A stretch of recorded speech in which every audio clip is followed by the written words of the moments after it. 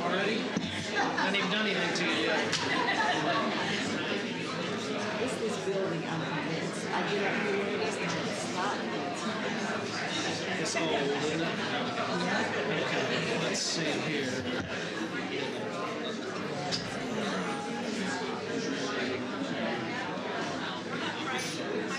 I'm assuming Gary is here today.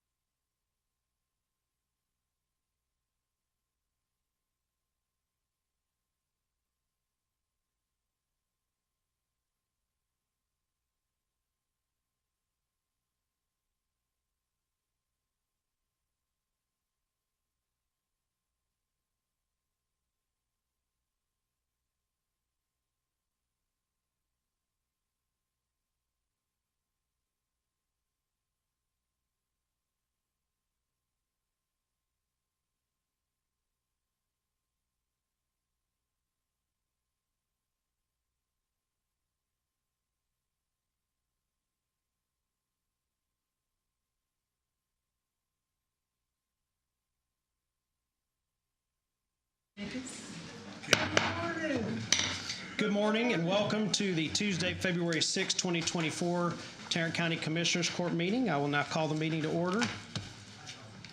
Tim O'Hare, County Judge. Present. Roy Charles Brooks, Commissioner Precinct 1. Present. Elisa Simmons, Commissioner Precinct 2. Here. Gary Fickus, Commissioner Precinct 3. Here. Manny Ramirez, Commissioner Precinct 4. Here. Constitutes a quorum. All right, thank you. The gang's all here. Our invocation today will be led by Pastor David Halverson from Manual Church in Fort Worth. Please rise for the invocation and the pledges of allegiance.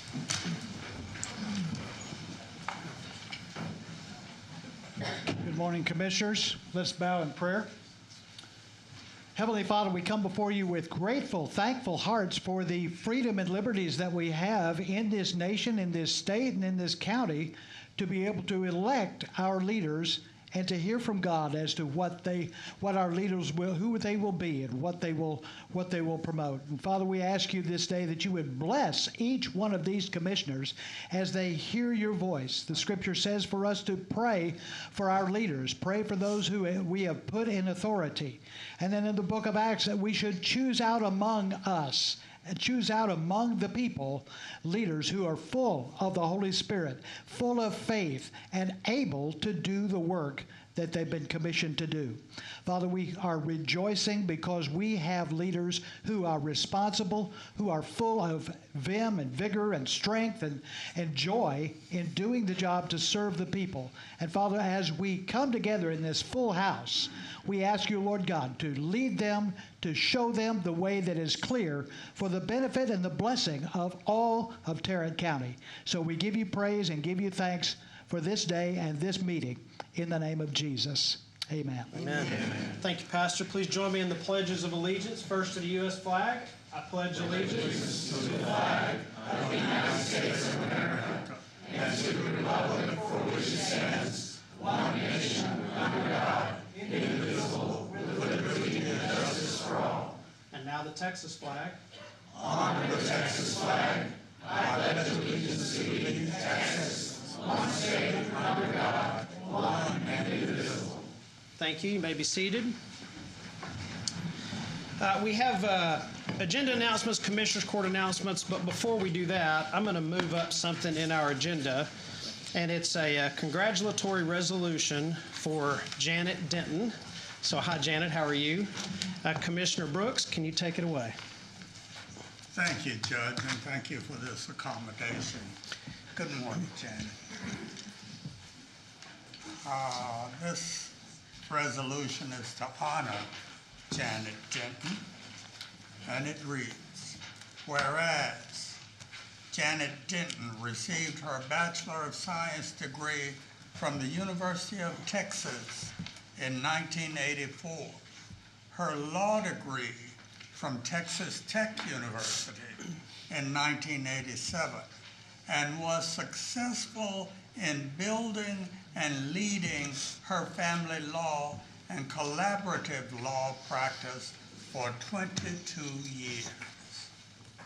And whereas Janet Denton began her career with Tarrant County in 2009 as Director of Family Court Services, where she developed programs for licensed mental health professionals to provide parent education, teach communication skills, and use alternative dispute resolution processes to minimize the negative effects of litigation. And whereas in 2020, Janet Denton began serving as Director of Tarrant County Dispute Resolution Program, where her team is developing programs that provide productive ways to resolve court, community, school, juvenile, and personal disputes. And whereas Janet Denton's professional, civic, and community affiliations have included the Tarrant County Family Law Bar Association, Tarrant County Bar Association, American Bar Association, Collaborative Lawyers of Tarrant County, Texas chapter of the Association of Family and Conciliation Courts, Tarrant County Association of Mediators, Tarrant Mediation in Child Protective Cases Roundtable, and Texas Collaborative Law Section Innovations Team. And whereas Janet Denton has received several awards and recognitions, including being named Texas Superstar Attorney by Texas Monthly Magazine, Top Attorney in Family Law by Fort Worth Magazine, and received the Janet Denton Lawyer Olympian Award established by the Tarrant County Bar Association. And whereas Janet Denton married Steve Chef Denton, proudly raising son Daniel Denton, together with their village of family and friends, and continue to advocate for a cure for ALS disease, to empower affected individuals to live their lives to the fullest. and whereas Janet Denton has demonstrated the highest level of integrity and public service to Tarrant County and will officially retire on February 4th, 2024, having faithfully served the citizens of Tarrant County for over 15 years. Now, therefore, be it resolved that we, the Commissioners Court of Tarrant County, do hereby recognize and congratulate Janet Denton for her years of dedicated service and for a legacy of bringing resources, support, and empowerment to the citizens of Tarrant County. In witness whereof, we have hereunto set our hands and caused the seal of Tarrant County to be affixed this 6th day of February 2024. Your Honor, I move approval of this resolution. Second. All right, we have a motion and a second to approve the resolution. Please cast your votes. Oh, yes, please. There we go.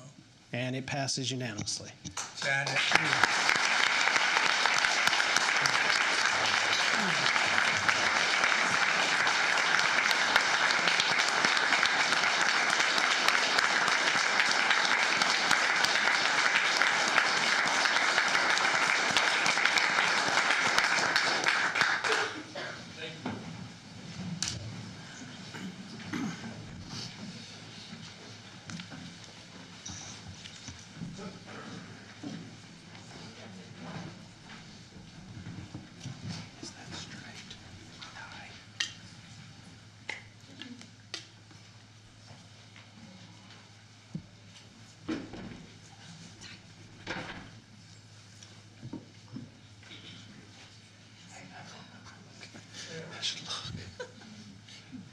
It gives me a great deal of pride to present you with this resolution on behalf of my colleagues on Commissioner's Court, and to thank you for your many years of service, both to Tarrant County and to the citizens of Tarrant County.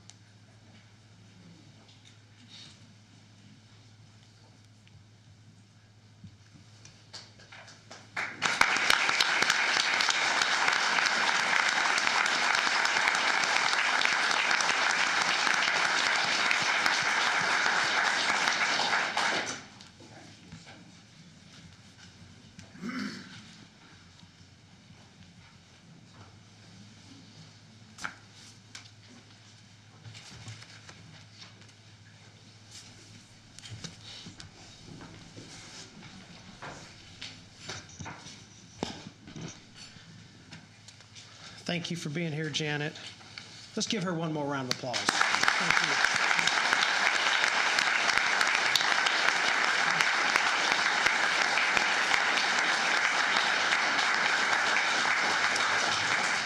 you. All right, agenda announcements, Mr. Merritt.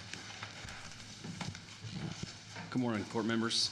Just one announcement this morning. Item A1 will actually be held until after close, and then for consideration of action. However, there are a number of audience participations on that, so the court may want to choose to hear those in order now before we go into closed session for discussion. All right, thank you, sir. Commissioners Court announcements. I'd just like to remind people that Tarrant County Precinct 1's Healthy Lives Matter prostate cancer education and screening event will occur on February 24th at the Moncrief Cancer Institute on Magnolia Avenue, 400 West Magnolia Avenue. There will be education about prostate cancer. There will be an opportunity to be screened for prostate cancer. The thing is, men, you need to know your prostate health status, because prostate cancer, when caught early, is curable. One does not need to die from prostate cancer. By knowing your prostate knowing your prostate health status, you can make an informed decision to choose life over death. It's important. Yesterday's news was full of the fact that King Charles III of Great Britain, while having work done on his enlarged prostate, was diagnosed with another kind of cancer, which they have not described as of yet. But he would not have discovered that had it not been for his prostate cancer examinations. Find out for yourself, so you can choose life for you, for yourself, for your family, for your community. That's February 24th from 9 to 1 at the Moncrief Cancer Institute, 400 West Magnolia Avenue. Everything that occurs that day is absolutely free, including breakfast and lunch. Thank you, Commissioner Brooks. Yes, over in Precinct 2, we've got 2 events coming up. The first is our February Town Hall, and we invite you to come on over to hear from our panelists from Tarrant County Homeless Coalition, the Day Resource Center, DRC, and particularly folks from our human services offices and housing assistance. So we will be educating the public and organizations that help these folks about the services that we offer to those who are facing eviction, homelessness, and educating them about financial assistance programs that the county offers for rent, mortgage assistance, utilities, and food. So that town hall is February 29th from 5:30 to 7:30 at the Arlington Sub Courthouse. So feel free to come over and hear from our panelists. Also, on March 9th, in partnership with the National Kidney Foundation, the Dallas chapter, which covers Tarrant County, and the nonprofit, the Mid-City Links Incorporated, we are having a kidney wellness and health expo. About a year and a half ago, I was diagnosed with chronic kidney disease, and so I am learning what all that means. And so I want people to be screened and have the opportunity to be screened. And so we're doing free kidney screenings, healthy food demonstrations, educational workshops, complimentary lunch, immunizations, all of that. So that takes place March 9th from 10 a.m. to 2 p.m. And that's a Saturday at the Tarrant County Sub Courthouse in Arlington. Thank you. Anything else, Commissioner? Yeah, I do. Next Friday, this Friday, we'll have our 14th annual Transportation Summit. and it'll be at the Hurst Conference Center from 8 in the morning until about 1:30. We have guest speakers of Laura Loring, who is the president of the Dallas Federal Reserve Bank, which is by the way, a big-time presidential appointee. And we'll also have Ross Perot Jr., who will be speaking with her in kind of a panel discussion.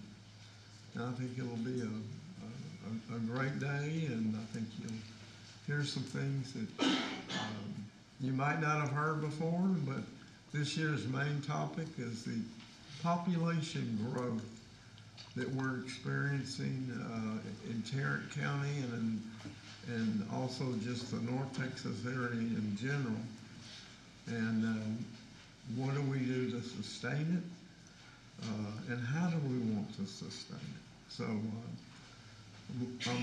I think it's going to be a great day, and try to come. If you need a ticket, talk to either me or Kathleen. Over there you are, right there. And one of us can help you get a ticket. So thank you. Thank you. I'd like to thank everybody who came out a couple of weeks ago to the Tarrant County Salutes Veterans event at the Fort Worth Stock Show and Rodeo. We were able to connect hundreds of our needy veterans with services, and we had, I think, well over 60 vendors there I think over 100 vendors there that were from all different areas, from healthcare to employment. We had incredible sponsors and guest speakers. But it was a great event, and we plan on doing it annually to support our needy veteran population and their families. So, incredible success, Judge. Thank you for coming out and doing the invocation. And then we hope to see you again next year there at the Stock Show and Rodeo. So, thanks for everybody who came out. Excellent. So, only thing I will add to this is there was a police officer in Graham stabbed yesterday. He was brought in the line of duty, brought to JPS. So please remember him in your prayers. And we also had 4 Fort Worth firefighters that were involved in a rollover collision, I think overnight. All 4 injured and 1 critically. So I believe they're also being treated at JPS. So please remember them in your prayers. Okay, next up, we have employee recognition. So, as we always do, we start with our 5-year employees. I'll ask you to stand as I call your name so we can recognize you all as a group. First up, we have Desmond Atangabe.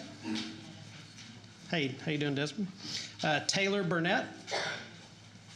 Letha Burns, stay standing. You know, you don't get to sit yet. All right. Glenda Caballero Lewis. Rosetta Caldwell. Zariah Cathy. Either the print is getting smaller or something else is happening here. Miriam Caudillo. Sydney Kavanaugh. Jeanette Harrell. Mayanne Hernandez. Is that Mayanne? Is that what it's supposed to be, Mayanne or Marianne? Marianne. That's what I figured. Alma Huang. Megan Jones. Stephen Lund. Arturo Menchaca. Kelly Munoz. Stephanie Perrier. Diana Quinones Capacetti. Nathan Salas. And Catherine Stone. Thank you all very much. We appreciate you.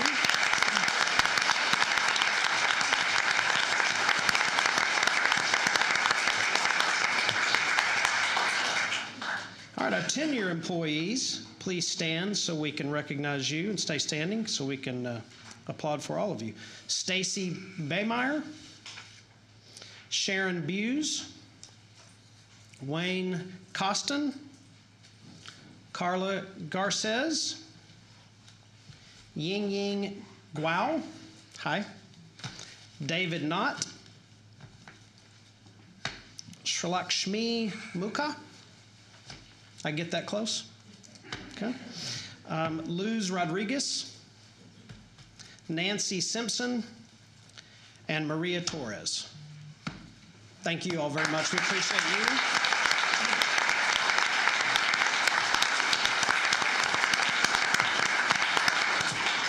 All right, now for our 15-year employees. Fiaz Ali, Lindsay Baker, Jack Campbell, Maria Castro, Kathy Chum Kamani, Michelle Farrell, James Hunter II, Claudia Lopez, Mark Littleton, Rashawn Morton, and Becky Parton. Thank you all very much. We appreciate you.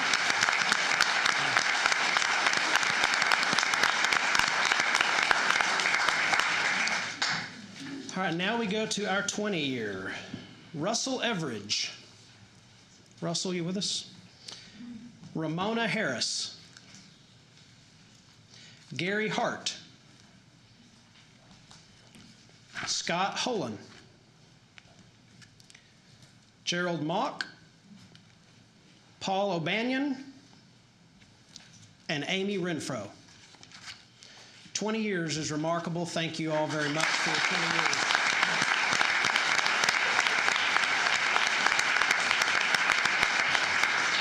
So most of you probably know, have family, friends. There's something going around all over the place, and there's a lot of people out sick today. So we've got several of our 25-year and 30 years out sick.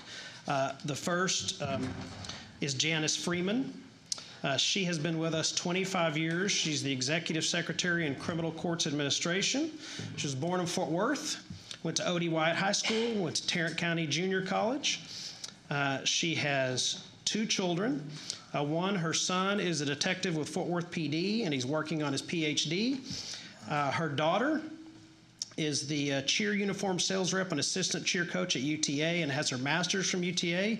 She's obviously very proud of her children, as she should be. Facts that no one knows about her. She enjoys going to dirt track races. She played the flute in her church orchestra and at weddings. And her cousin was a sportscaster for the Ticket. So I'd like to know who that is. Excellent. And what does she like to do for fun? She, most of all, she likes spending time with family, her cats and her granddogs, being outdoors, hiking, walking, canoeing, visiting historical sites, reading history and biographies. She's also been a legal secretary for the Narcotics Task Force in the CDA, been a mental health coordinator at CDA and a business assistant at CDA. Her most memorable moment was reaching 25 years. She thought she would never get here. 19 years ago, her mother passed away, and her coworkers were there for her and showed her how important they were and that work really can be family. And she has made lifelong friendships here in the county. She was with the CDA's office 17 years and now with Criminal Courts Administration for 8 years. She is just grateful and thankful for all the opportunities she's been given to even be where she is today. So, Janice, we hope you get well soon, and thank you very much for 25 years.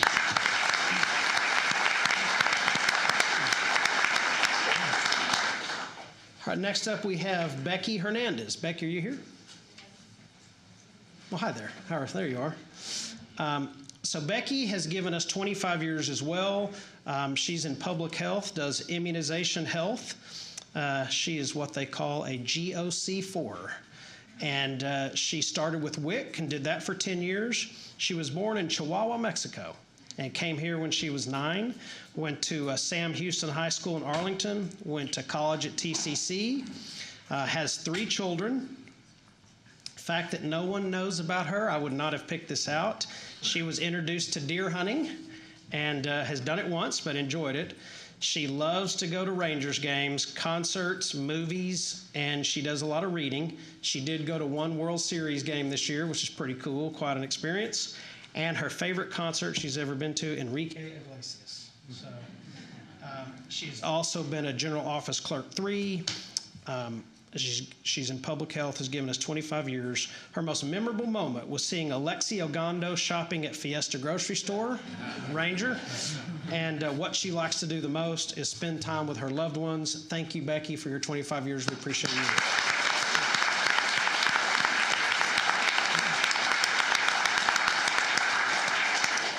All right, also unable to attend today from being sick is Mona Hill. Mona is in juvenile services, has been with us 25 years. She is a training and quality assurance coordinator. and she's worked in juvenile detention. She did that for 22 years. She was born in Nacogdoches, graduated from Longview High School, went to UTA, and got a degree in political science. Then she went to Southwest Texas State, which is now Texas State, of course, and got a degree in criminal justice. And she has a master's in public administration and a master's in post-secondary education from Troy in Alabama, formerly Troy State, I think they called it. Fact no one knows about her is someday she wakes up with a burst of energy and she spends all day long baking. And she bakes and bakes and bakes, and her favorite thing of all to bake is a German chocolate cake. That's kind of old school, but that's good stuff back then. She has 2 daughters, ages 19 and 14. She's been married 20 years. Her husband is a police officer. What she likes to do for fun, she's a foodie. She loves shopping. She loves to prepare meals for her family and loves going out to eat at trendy places. Other jobs she's had with the county, she was an institutional probation officer. Her most memorable moment when her daughters were born. And what she likes the most, she loves teaching because in the process she learns so much about the person that she's working with. Thank you, Mona, for your 25 years. Get well soon.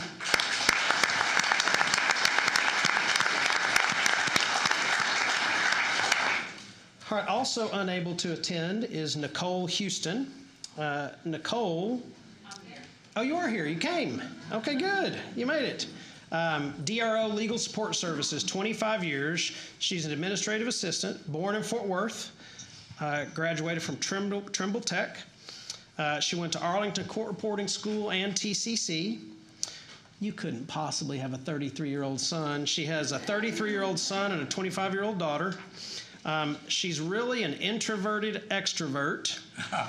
And you don't seem like introverted. She loves spending time alone with a good book. She has worked in the same department for the last 25 years, started as a general office clerk, then a legal secretary, and her current position as administrative assistant. Her most memorable moment was when they made the move over to the brand new Family Law Center. And what she likes the most about working here are the friendships that she's been able to cultivate and maintain throughout all her years with Tarrant County. Thank you for 25 years, and we hope there's many more.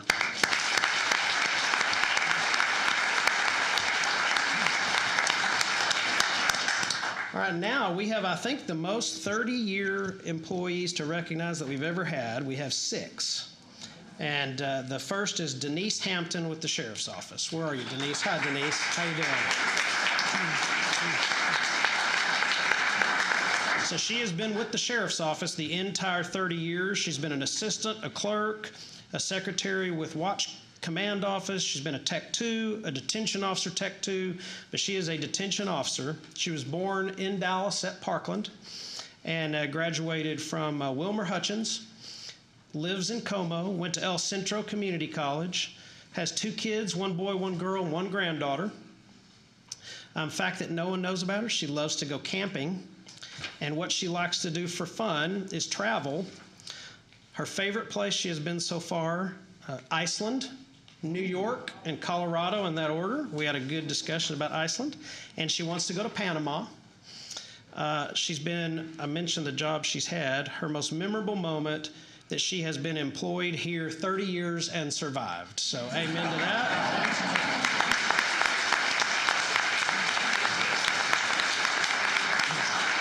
What she likes most are the great co-workers she has met throughout the years, and her motto, every day is a new day.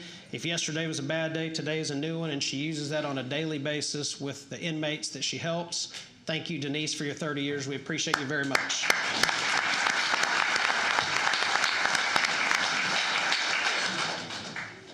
All right, next up we have Kevin Miller. Kevin, are you here? Hi, Kevin. How are you today? Kevin has also been with us 30 years. He's a Northeast Field juvenile probation officer. He's been a detention officer and a gym officer in the jails. He's done transport.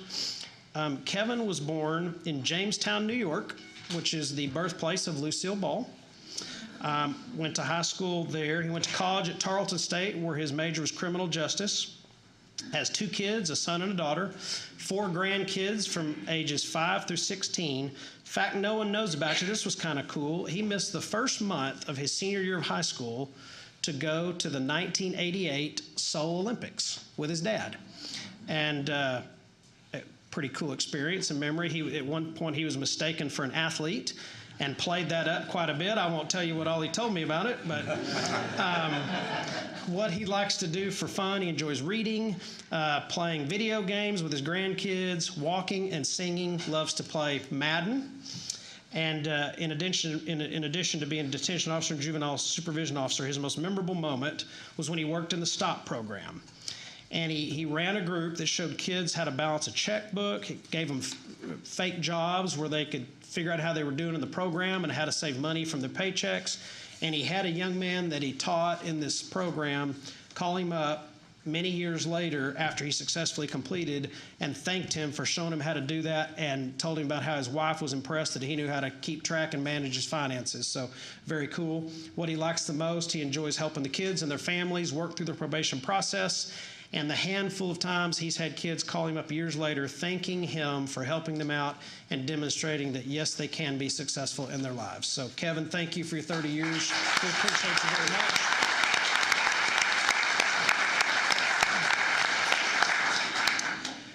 Okay, Mark Ortega, I think he's out today. He's sick.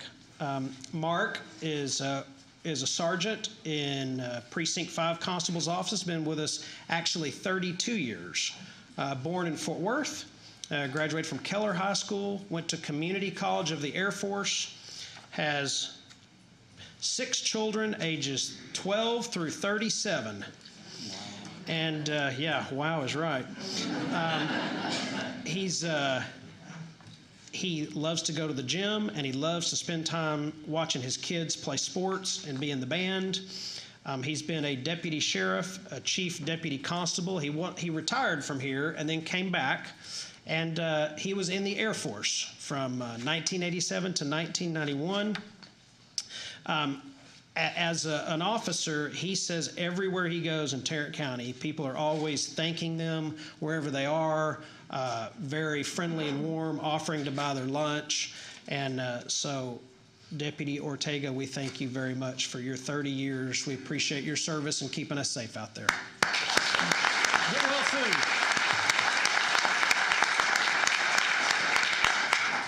All right, next up we have Brett Self. Hey, Brett, how are you? He's with the auditor's office, 30 years. His job title is Investment and Revenue Accountant. Born in Cleburne, graduated from Cleburne High School the same year I graduated high school. Went to Texas State University where he majored in accounting. He has 2 children. And fact no one knows about him, he steer wrestled in high school and college and was the 1986 North Texas High School Rodeo Association champion steer wrestler. Very cool. Yeah. Means he's a little crazy. And what he likes to do for fun, he enjoys the outdoors. He's also been an assistant auditor 1 and 2. Some of his workers played 92 through 2003, and I think they won it all in 96, 97, and 99. Those were the days. What he likes the most is working for a caring group of people, and he says when you enjoy your job and co-works, it brings out the best in your work and others. So thank you so much for 30 years. We appreciate you very much.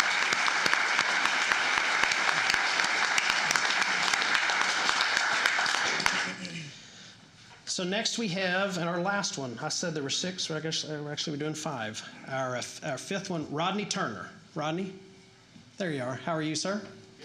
Good, good. 30 years, facilities management. He's a Tech 3 supervisor or recycle operations coordinator. Born at Methodist Hospital in Dallas, grew up in North Richland Hills, graduated from Richland High School in '84. Did college at Kilgore Junior College and TCC.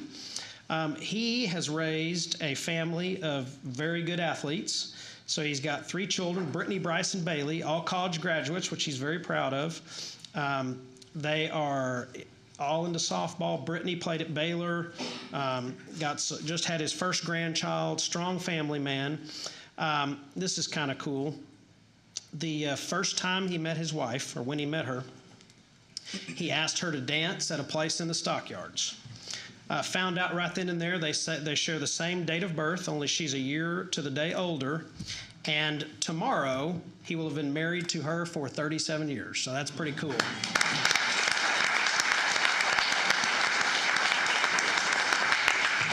His wife works for Lockheed, has been there 35 years, and just in speaking to him, you know how much he loves his family. Most memorable moment, several that comes to mind. One that he thought about was seeing the filming of Walker, Texas Ranger, in and around the 1895 courthouse. I didn't tell you this, but when I was in law school, I needed to figure out some ways to make money. So I was like actually an extra out here for like 3 or 4 days when they were doing it at the courthouse. So what he likes the most, the nature of his department is such that the work is consistent but never the same thing over and over. The bulk of the workforce comes from the Sheriff's Department, Labor Detail Unit, and CSCD participants. Things are never the same. And we appreciate you, Rodney, for 30 years. Thank you very much.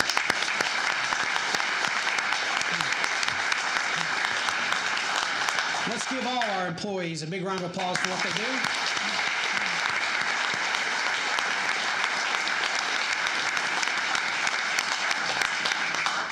I'll make a motion to receive and file the employee recognition. Second. All right, please vote. Oh, there, you already did. All right, so that passes unanimously 5-0. And now you are all invited to a reception here behind us where there's some food and snacks and drinks. Just follow Wilder. And thank you again. We appreciate you. Excuse me, Judge. One additional announcement. We need to pull A3 from consent agenda. A3. Okay. It's the law enforcement memorial item. Just pull it off. Yeah, not we're not pulling doing it off. in regular. Pulling it off consent. Pulling it off consent. We're going to talk about it. Yes, sir, for Okay. individual consideration. Thank you. Let's say Tim, thanks. I just want to talk about Oh, okay. Gotcha. I don't know why it's on consent. Right. Yeah. I'm with you. oh, yeah.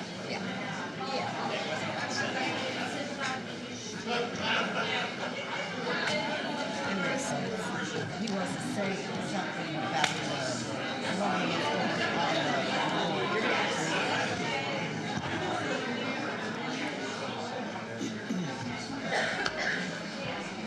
All right. We're going to do a little knock here. All right, next up on the agenda is the consent agenda. We are removing item A3 to discuss in the regular portion. Do we have any questions, comments, or a motion on the consent agenda as amended? Second. We have a motion and a second for approval. Any discussion? All right, please cast your votes. All right, it passes unanimously, which then brings us to a public hearing. This is a public hearing to consider placement of no parking signs on Shelby Road and Brown Lane in Precinct 2. Good morning, members of the court. Morning.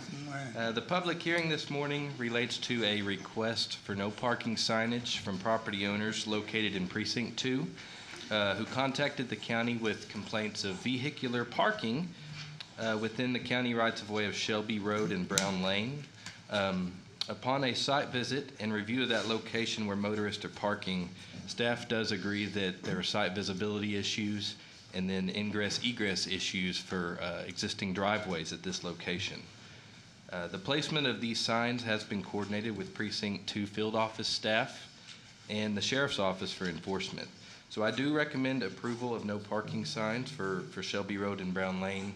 But for clarity, we're only asking the court to hold the public hearing today, and we'll follow up with an additional item for the actual approval of the signage at a later date. So I'll be happy to answer any questions that you have. All right, thank you. The public hearing is now open. Is there anyone who would like to speak on this agenda item to consider placement of no parking signs on Shelby Road and Brown Lane? All right, seeing none, I will entertain a motion to close the public hearing. So moved. Second. Motion and a second. Please cast your vote. All right, passes unanimously. The public hearing is now closed. Okay, next up is 10A1, which is discussion and possible action, including the continuation, termination, or any other action related to the contract for the housing of Tarrant County inmates with Management and Training Corporation, Garza County. So we are going to receive a briefing, a legal briefing about this in closed session, but there are several people signed up to speak. So I'm going to go ahead and call you now so you can speak on the issue instead of waiting for however many hours it may be till we get there. So I will remind you that you have 3 minutes to speak. Please honor the 3-minute policy. First up is Tom Tabor, and after Mr. Tabor is Sandra Davis. Is Mr. Tabor here? I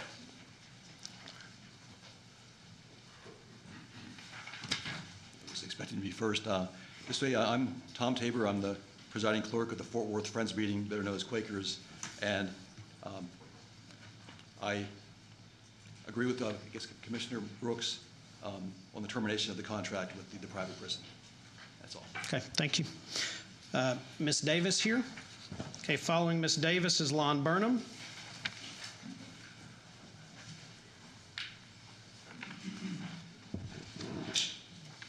Good morning. My name is Sandra Davis, and I live in Precinct 4, and I'm speaking today about the ongoing concerns about the management of our jail. 60 deaths in the jail is too many.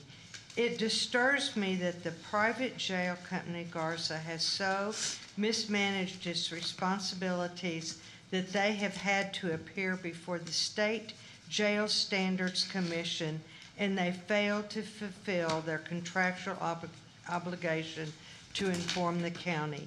I support Commissioner Brooks' effort to discontinue this contract because of their contract violations and urge other commissioners to also vote to discontinue this contract.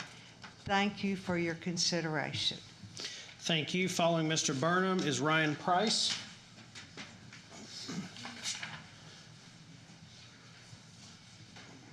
Good morning. I hope you're all well.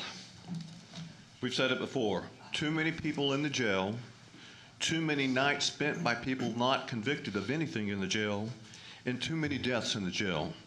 It's my understanding there have been 60 in the last few years, and that does not include the baby infant that was included on a front page story of the Fort Worth Weekly a week ago. I don't think that baby was ever counted as a death in the jail because she was never processed. She was born in the jail and taken to JPS after she didn't get adequate medical treatment. I have shared with you my thoughts about the immorality of the private jail, and some of you don't share that concern, but you do all share the concern about saving money and not wasting money. What we've learned over the last several weeks is because the magistrates have actually gone back to work, they have processed and reduced the jail population by 700 inmates since last September. That's good progress. I bet they can reach another 700 without a whole lot of effort beyond what they should be doing anyway.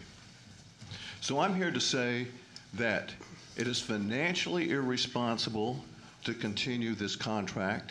They have violated their contract, and it's the first right step that this commissioner's court can take to instructing the sheriff that he needs to get on top of his job and start doing his job.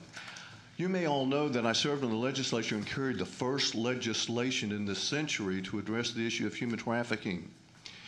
It passed in 2003, but it took well over a decade to retrain law enforcement officers to recognize that frequently that Jane Doe that they were arresting and harassing was actually a victim of human trafficking. We can get a lot of people out of jail or keep them from going to jail in the first place if we just provide better training.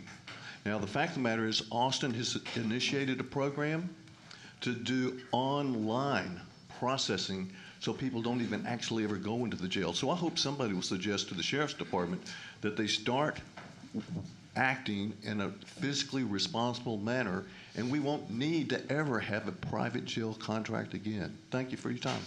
Thank you. Following Mr. Price is Byron Griffith. Good morning, Judge and Commissioners. I'm the Reverend Ryan Price, Senior Pastor of Broadway Baptist Church here in Fort Worth, and I'm here today to ask you to vote to end our county's contract with the for-profit, privately run Giles W. Dalby Correctional Facility in Garza County, run by Management and Training Corporation, MTC. The Broadway Justice Committee opposed this contract at its inception. MTC has a long and troubled track record. Over the years, it has been fined millions of dollars for its multiple failures to provide basic supervision and care of inmates across the country.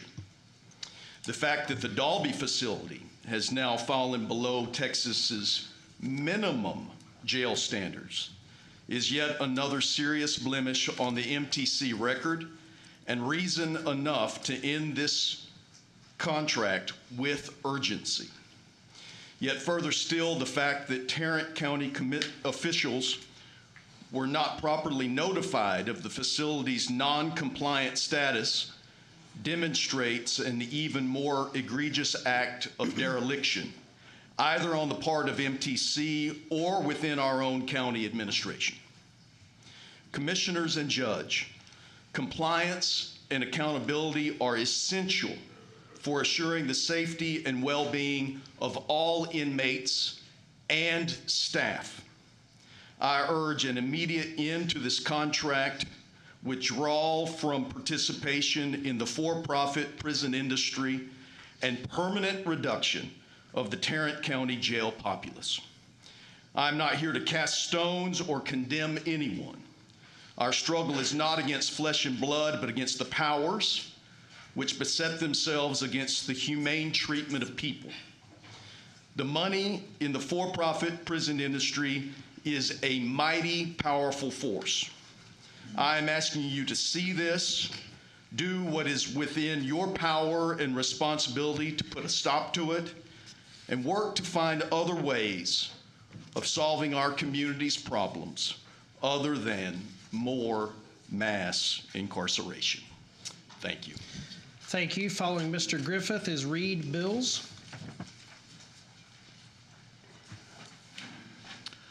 Good morning. Thank you for the opportunity to speak with you. Byron Griffith, member of Broadway Baptist Church Justice Committee. As Ryan said, before the contract was signed several months ago, many folks who are in the room today and myself urged you not to move forward with the contract, but this court voted to move forward with the contract, and here we are several months later, and in my mind, very predictably, with multiple serious non-compliances around safety and well-being. And while I agree with everything that my pastor has just said, I know that maybe that concern is not a universally shared concern, so let me take it from a slightly different angle. The situation reminds me actually a lot of the business that I work in. I work in the pharmaceutical business. It's a very, very highly regulated business, and those regulations are in place to protect public safety. And if we do anything to violate those rules, someone could get hurt, someone could even get killed. So very much in this situation, those rules that are in place for the protection of prisoners, they're there for a reason, and when they're violated, bad things can happen. But we also outsource work from time to time in the pharmaceutical business. But the thing is, when we outsource work, we are by law required to do that work at the outsourced facility under the same strict standards as we would do it in-house, because it doesn't matter who does the work, the standards have to be in place. In my experience, while some contractors are better than others, what would never, ever be acceptable in my line of work is for a contractor to be seriously out of compliance and not to notify the client. In my business, that sort of contract would be canceled in the blink of an eye, and it would be for two main reasons. First of all, basic trust has been broken. Right? It's one thing to make a mistake, but in a business relationship, if you cannot be honest with your partner about how to solve the problems, trust is broken. If if you continue to send money, you're basically enabling bad behavior. And second, and even more importantly, you've now exposed your client to liability without them even knowing that there's liability. And so the very next question that must be raised is, if they're hiding this from us, what else are they hiding from us? And that question has to be answered because now the client has liability. So in conclusion, I'm going to urge this court to exercise the right to cancel this contract, bring both the prisoners and the money back to Tarrant County, and let us have a more robust conversation about how to solve these problems on the front end. But let me leave you with that question.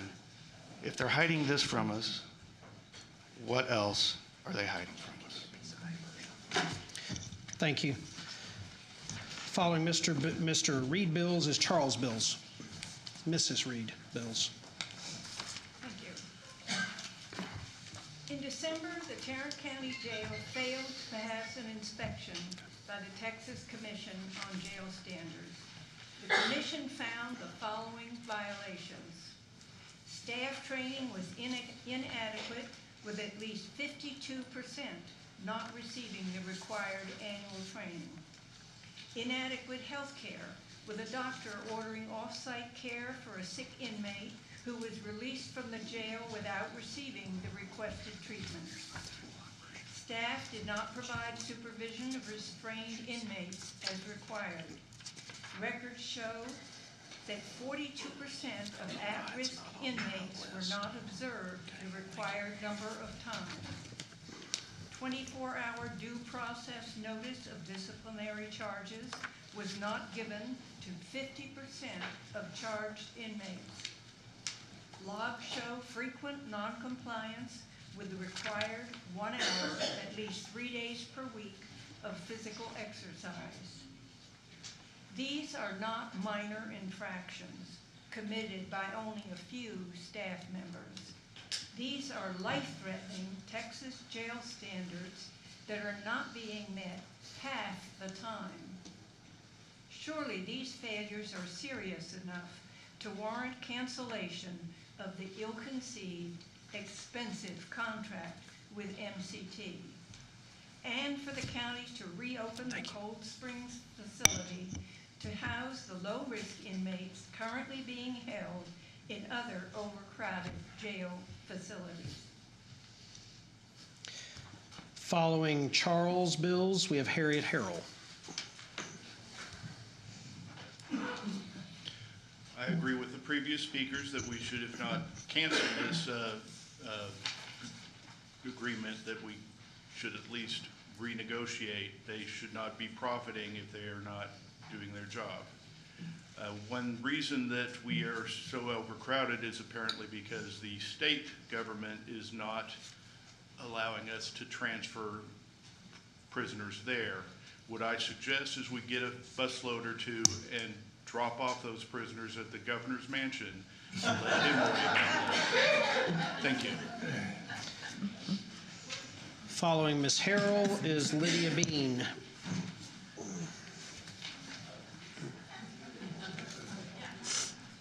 Thank you, Commissioners. I'm Harriet Harrell with the Broadway Justice Committee, and I wish to specifically speak to you about the importance of maintaining public trust by canceling the contract with MTC, which is both non-compliant and in breach of contract.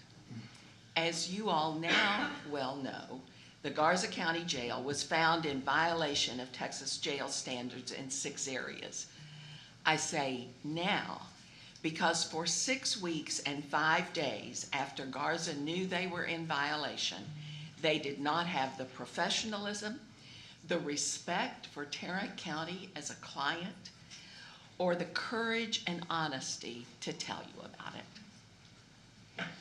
The contract specifically states that the county be notified immediately if the facility is found non-compliant. MTC did not do that. You were left in the dark and embarrassed when it became public. Therefore, MTC has failed Tarrant County not only on the 6 counts cited by the Texas Commission on Jail Standards, but also with their failure to comply with the requirements of our contract with them. And so the time has come to terminate a contract that's costing the county $22.5 million. The legal reasons are clear, but even more, it's imperative to demonstrate to the taxpayers of Tarrant County that you care about every dollar of their money and will not look the other way when contractors are not living up to the requirements of their obligations to us. I know that there are concerns, practical concerns about where to put 400 to 500 returning inmates, but there are answers to those concerns.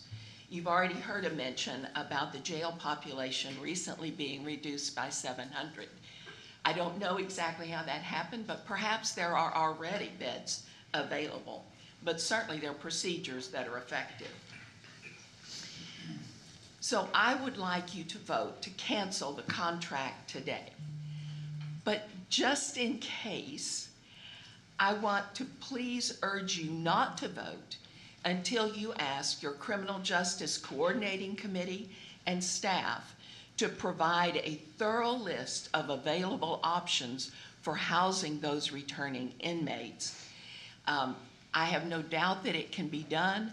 I urge you, if at all possible, to vote to terminate that contract today, or not to vote to continue it until you've investigated how you can maintain trust with the public by bringing those inmates home. Thank you. Following Ms. Bean, we have Laura Lehman.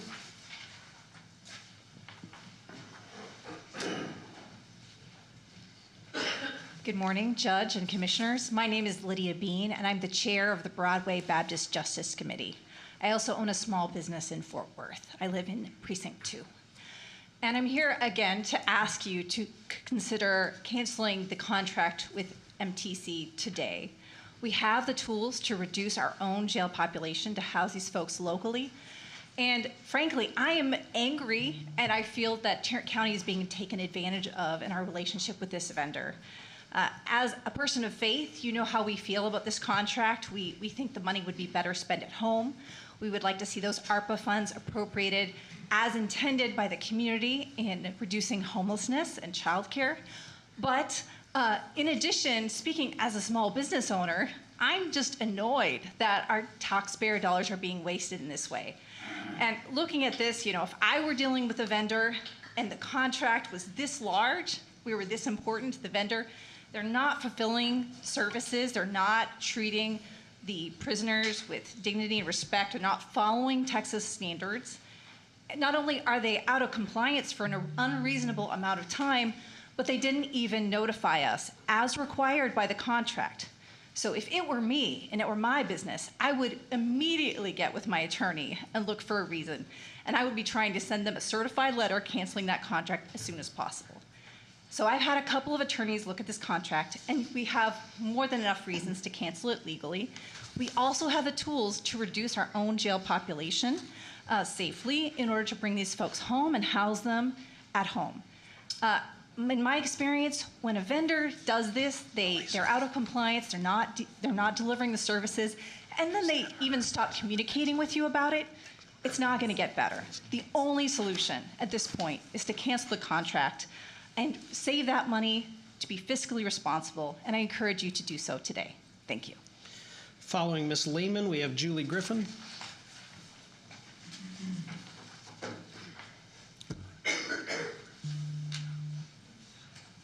Hello, thank you. My name is Laura Lehman. I am a resident in Commissioner Precinct 3's district. In 2021, President Biden signed an executive order to phase out federal contracts with private prisons.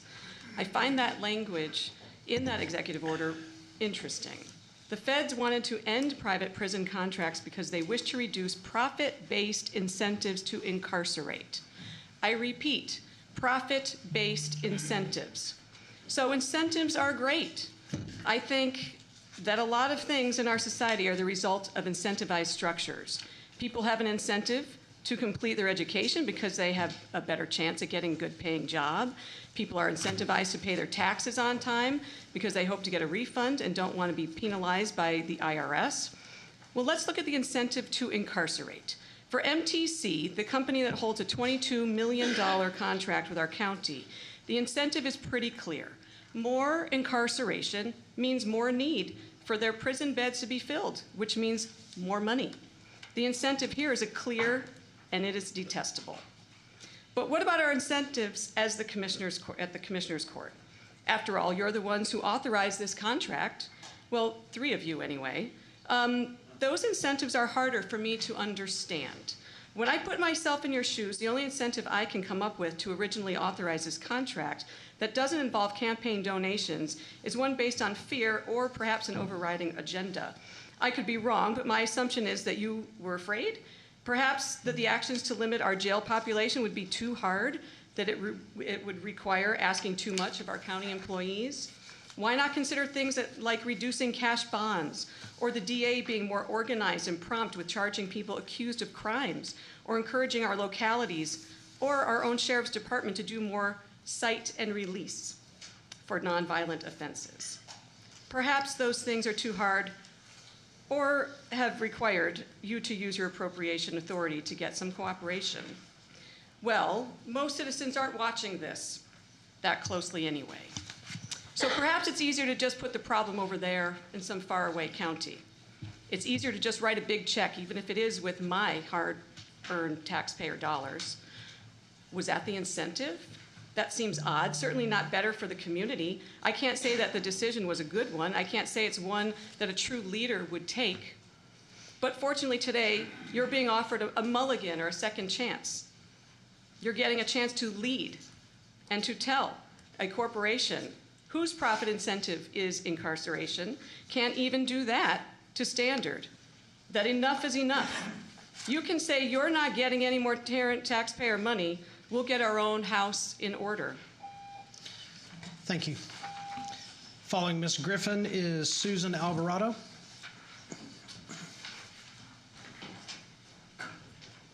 Judge, Commissioners, I'm here to advocate for those Tarrant County citizens being held at the Dalby facility in Garza County. These folks have no reason to be there, and we as a county have no reason to be spending the $22.5 million to house them there instead of here at home in Tarrant County.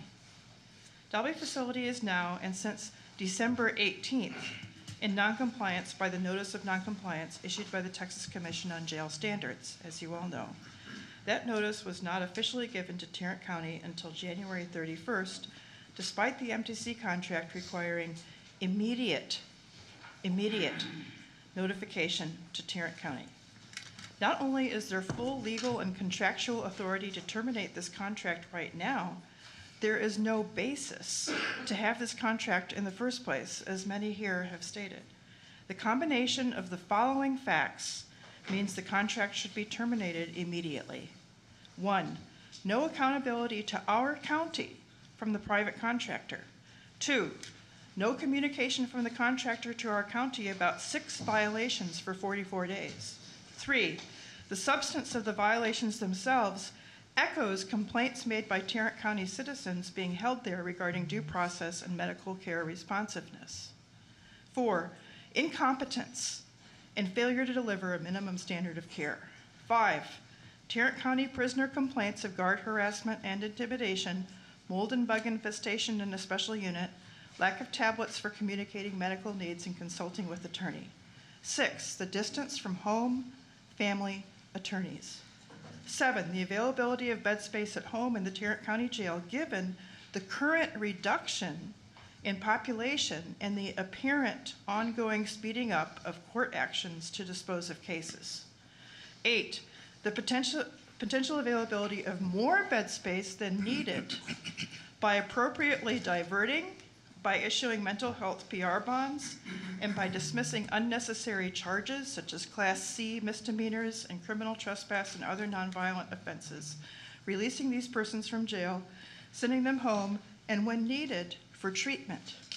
9, if you keep this contract alive, the need for our own sheriff and you, commissioners and judge, to exercise oversight over Garza is glaring. The cost of such oversight, in addition to the overpriced contract as is way beyond the bounds of responsible spending by the county.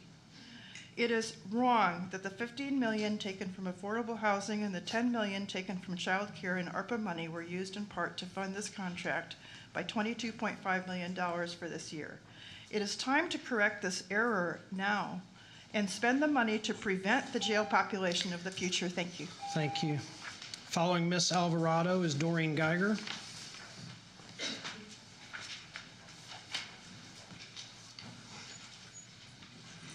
Good morning, Commissioners and Judge. My name is Susan Alvarado, and I'm a resident of Northeast Tarrant County. I'm here asking you to terminate the contract in place for housing inmates in Garza County. As you know, they are not in compliance with Texas jail standards. They also did not notify the county of their failed inspection. If you continue this contract, that will make Tarrant County complicit with this organization and their low standards and set the county up for future lawsuits. I also do not like the millions of our tax dollars that are being sent about 300 miles away instead of being spent in our own county, benefiting our own county citizens. Please vote to cancel this contract. Thank you. Following Ms. Geiger is Sharon Hines. Is Ms. Geiger here? No, she's sick. All right, Ms. Hines, are you here? All right, next we have Cindy Stormer. Following Ms. Stormer is Josh Lucas.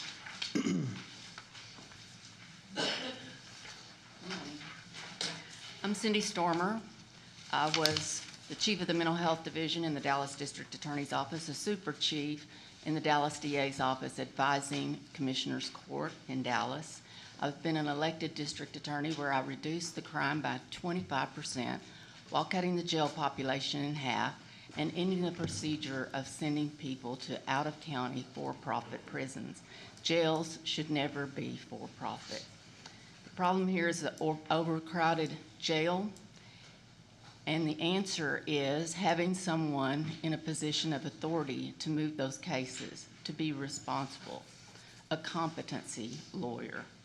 In Dallas, the first year that we had a competency lawyer, they saved the citizens $300,000.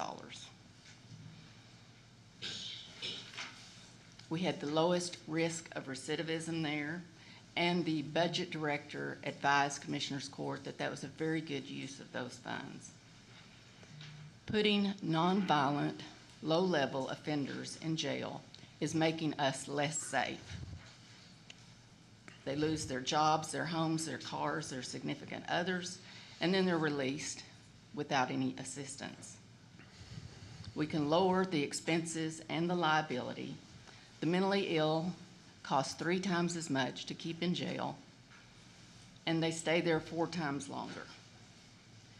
In Florida, one of the officials there was charged criminally and fined $80,000 for not moving people out of the jail. Personal liability. You have here millions of dollars in lawsuits that we've already paid and several that are pending. You have 329 people last year in jail that were incompetent. They spent an average of 282 days when the average sentence they would have spent was 8 days. You don't have anybody overseeing this. You had a man in jail on a $25 bond that spent 90 days in jail for refusing to move when a street sweeper came by. These people are in jail for criminal trespass for the most part. That is the crime that the mentally ill are charged with most frequently. If they're incompetent, those cases can be dismissed after they've been in jail for a short period of time. Private attorneys love giving these cases to competency attorneys because they don't like those cases. They have to spend a lot of time doing the research for those cases, and they might not get paid for that time. And we're the largest county in the United States without any kind of public defenders. They reduce the crime and eliminate the out-of-county incarceration. Thank you. Your time is up. Please keep these low-level offenders out of jail. Thank you. Following Mr. Lucas is Gerald and Jackie Cox. Okay, what is your name? Okay, as soon as he's done, you can come up next.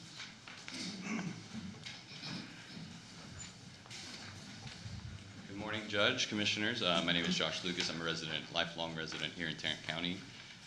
I first rose to speak to you all, I think it was 2 years ago, on the Robert Miller case, when I was made aware of sort of these atrocities that were happening in our jail. Since then, I've spoken to the Texas Commission on Jail Standards, and I've returned here. I pleaded with you guys to also sign the DOJ letter that we sent asking for oversight of our jail. When I was down in Austin speaking to the Texas Commission on Jail Standards, I was concerned because our jail here in Tarrant County is compliant with their standards, and yet we have more deaths in our jail than 3 times the national average. And so in considering this for-profit prison that we've sent money that was already allocated to end chronic homelessness here in Fort Worth, which is an issue really near and dear to my heart.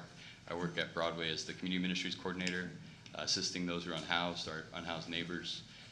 Many of these people in the jail is the same population, and so I see a direct correlation between the 500 permanent supportive housing units that we could have used this money to allow these people to sort of prosper and have a life, rather than sending them to West Texas to a for-profit prison where the 13th Amendment allows them to work as slaves. That deeply troubles me, particularly since they're out of compliance with this Texas Commission on Jail Standards. We already have a lot of cases that have paid millions of dollars here in Tarrant County in our jails that are in compliance with the Texas Commission on Jail Standards. What do y'all think is going to happen in West Texas where they're not in compliance? You know, I really urge you guys to consider strongly what we're doing with this money that could have been spent to better our community. It's ARPA money. It's not our taxpayers' money. It came from the federal government.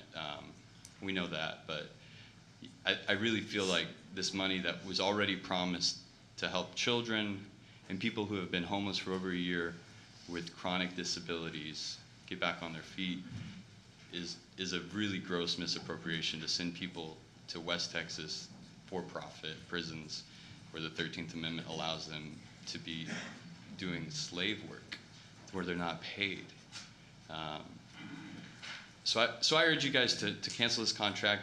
There are many really bright, accomplished people who've spoken today that give all kinds of solutions that mitigate the population, that will allow them to come home to the county where they are incarcerated. So anyways, with that, I yield the rest of my time.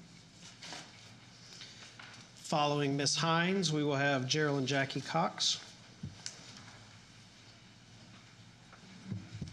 Good morning, Judge O'Hare and Commissioners.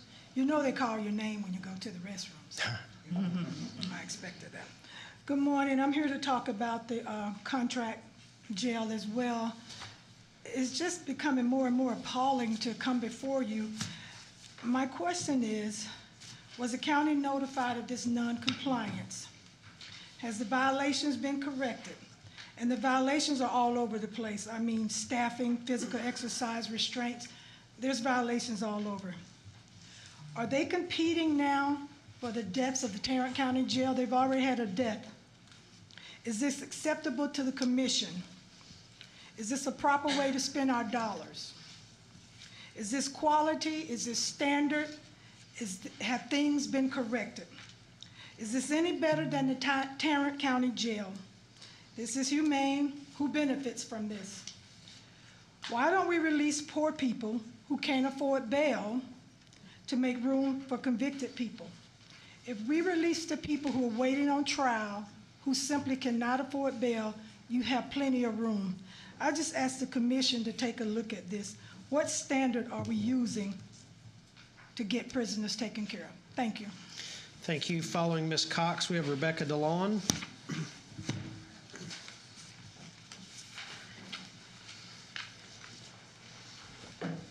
I'd like leave not to begin my time until you've received these things I wish to be passed out. Thank you so much.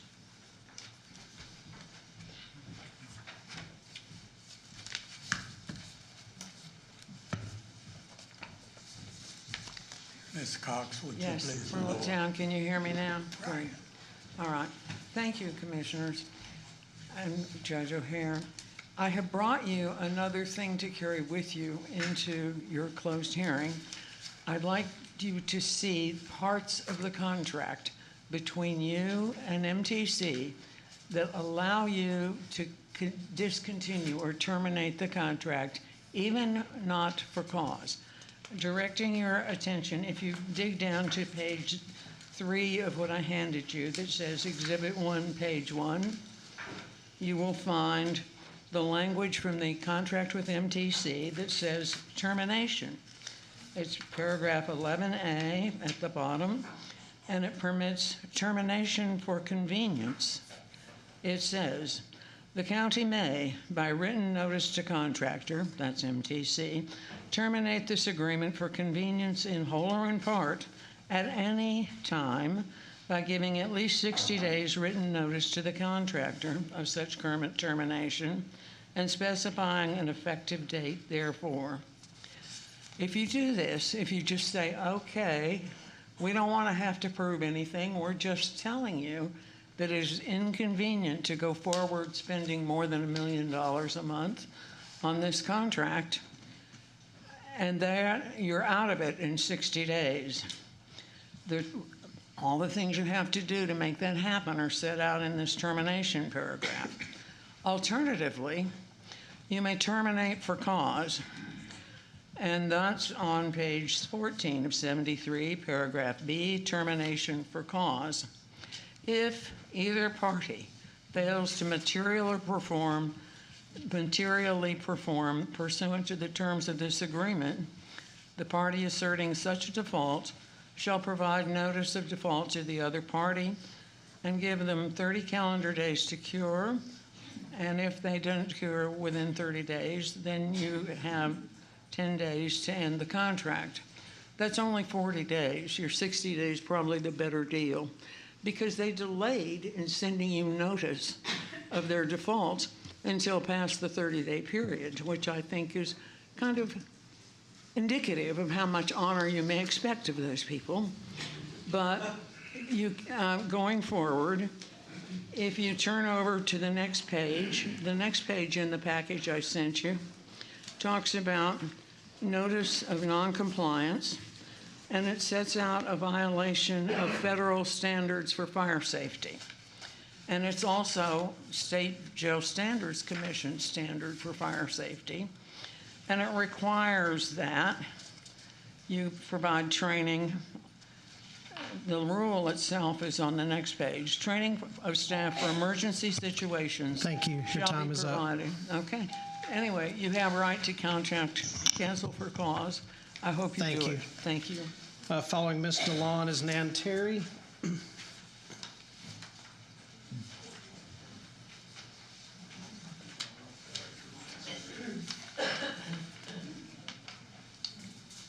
Good morning, Judge, Commissioners. It is time to cut ties with Management Training Corporation. Continuing to contract with them is a slippery slope to endless reports of sloppy management. And Tarrant County has played loose on its side as well.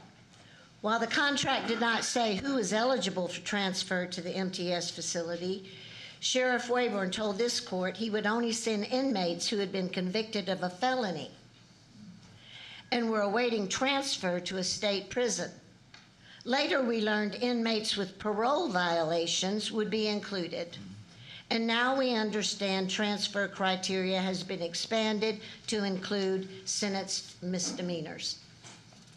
There are those of us proposing today, excuse me, that you vote to bring our neighbors home and then get down to addressing the real root of our problems. Overcrowding is the direct result of too many harmless individuals that no one is afraid of being thrown into jail in Tarrant County for long and needless periods of time. Overcrowding is caused by the district attorney and the judges who will not speed up their dockets, most of the time, to determine by trial who should remain and who should be released. Overcrowding is a direct result of not having appropriate diversion and residential centers for the treatment of the mentally ill who are now residing in the Tarrant County Jail. We need alternative long-term programs that provide healthy communities of care to encourage members to develop the skills and the confidence to re-enter society and rebuild sustainable and secure lives for themselves. Losing resources to build a state mental hospital in Tarrant County was a terrible blow to our community and to the Tarrant County Jail. We need to campaign to find resources to provide viable and effective programs and housing for the mentally ill in our community. We can no longer afford to use the jail as housing for the mentally ill. It's unethical, cruel, and no one finds it as an effective or viable solution. We must solve the real root of problems and stop making new ones. We must sever our ties with an industry known for the use of perverse financial incentives, and we must literally take care of our own. Thank you. Thank you. Following Ms. Terry is Jennifer Nelson.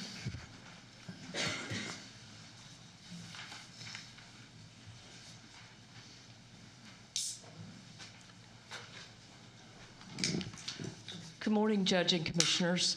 I'm Nan Terry. I'm here to speak along with others in the audience about the failures at the private prison in Garza. Specifically, I want to speak about the notification, as many others have. I want to remind you first that I spoke of the violation the state of Mississippi found with the Management Training Corporation when you voted to approve that contract. As others have said, there was a lack of immediate notification. Best I can tell, Tarrant County was notified on January 31st, which is 44 days from the date of the notice of violations the state gave MTC. Remember Noah and the Ark? It rained 40 days and 40 nights. MCT had 40 days and 40 nights to notify Tarrant County, and they failed to do so. Besides the huge issue of paying millions and detaining our residents in Garza County, another question for you today is, what message will you send to other contractors and other people who do business with Tarrant County with your vote? Are you sending the message with your vote that businesses can sign a contract and not comply and the county does nothing? You have heard and will hear many reasons why you should vote to terminate the contract. This morning, the State Commission on Jail Standards website continues to show the Garza P in noncompliance. Your message today goes beyond the health and welfare of the residents in Garza County. It goes beyond the millions we are paying MTC. I, as a taxpayer, expect people who do business with Tarrant County to comply with the county's contracts. If a county contract is in non-compliance, what are you going to do? What message are you sending to other vendors and to the citizens of Tarrant County? If you keep this contract, it's obvious you need to exercise oversight. We also have non-sentenced detainees housed in Garza, according to letters received in Austin. Can we at least keep unsentenced detainees in Tarrant County? I appreciate your time. Thank you. Next, we have Jennifer Nelson. Good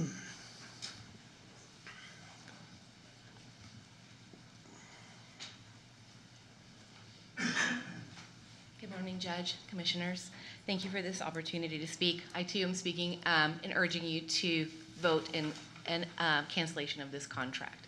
I won't reiterate what you've heard multiple times already this morning. I'm rather humbled and amazed by the individuals in your county, your citizens, your constituents, who are doing this much research, and taking time, handing you parts of contracts and pointing out to you and highlighting to you how you have every opportunity to cancel this contract. I do want to reiterate the violations, which were staff training, medical care, restraints, wellness checks, due process, and physical exercise. That's what the Texas Commission of Jail Standards found the Dalby facility MTC in violation of and continuing to be. I'm horrified to have learned of this. I'm not surprised. I was opposed to the decision to use ARPA funds for this in the onset, and it's continued to show itself to be a complete failure. The lack of required documentation and the manner in which these inmates are being treated and entrusted to by this court is inhumane and cruel and a violation of human rights. Meanwhile, the desperately needed social services that these ARPA funds were taken from continue to impact Tarrant County residents and taxpayers. $15 million taken from affordable supportive housing, $10 million taken from child care education, $10 million from public health, 22.5 instead going to fund Garza County contract, and 11 to spend on a law enforcement training center for Tarrant County that could instead be used to improve systems and processes that prevent jail overpopulation, such as the abhorrent and dismal failure of our magistration process.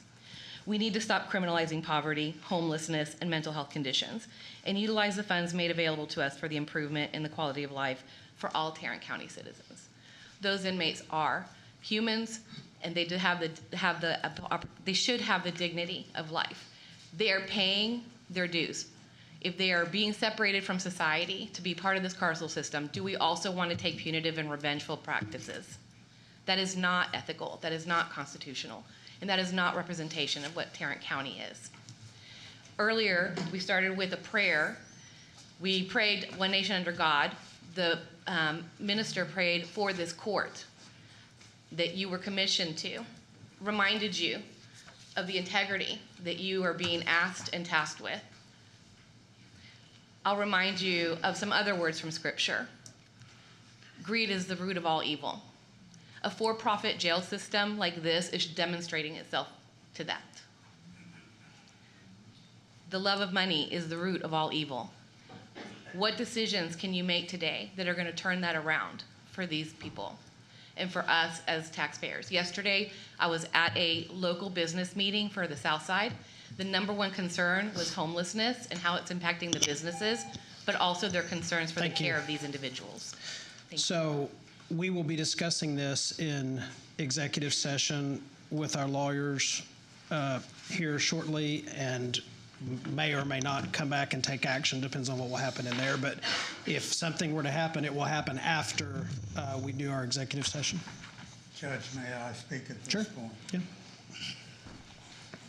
I ask that we place this item on this morning's agenda so that we could have an opportunity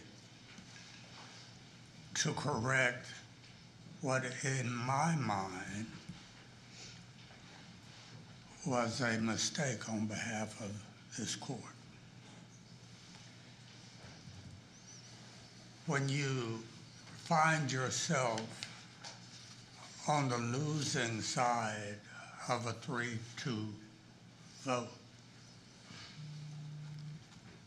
you pray that the decision of the majority will cause no harm to those that are affected by it. But you also pray that you'll have another opportunity to do the right thing.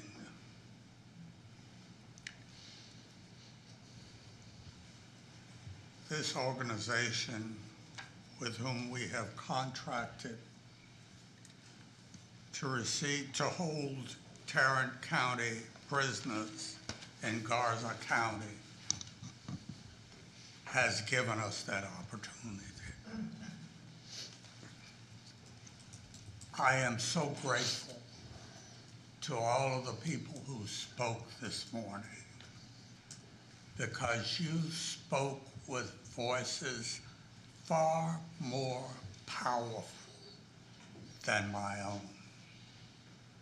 You cited all of the reasons that I think are important for us to terminate this contract. I wrestled with whether I should speak first or whether I should speak last. I'm glad I chose to let y'all speak first.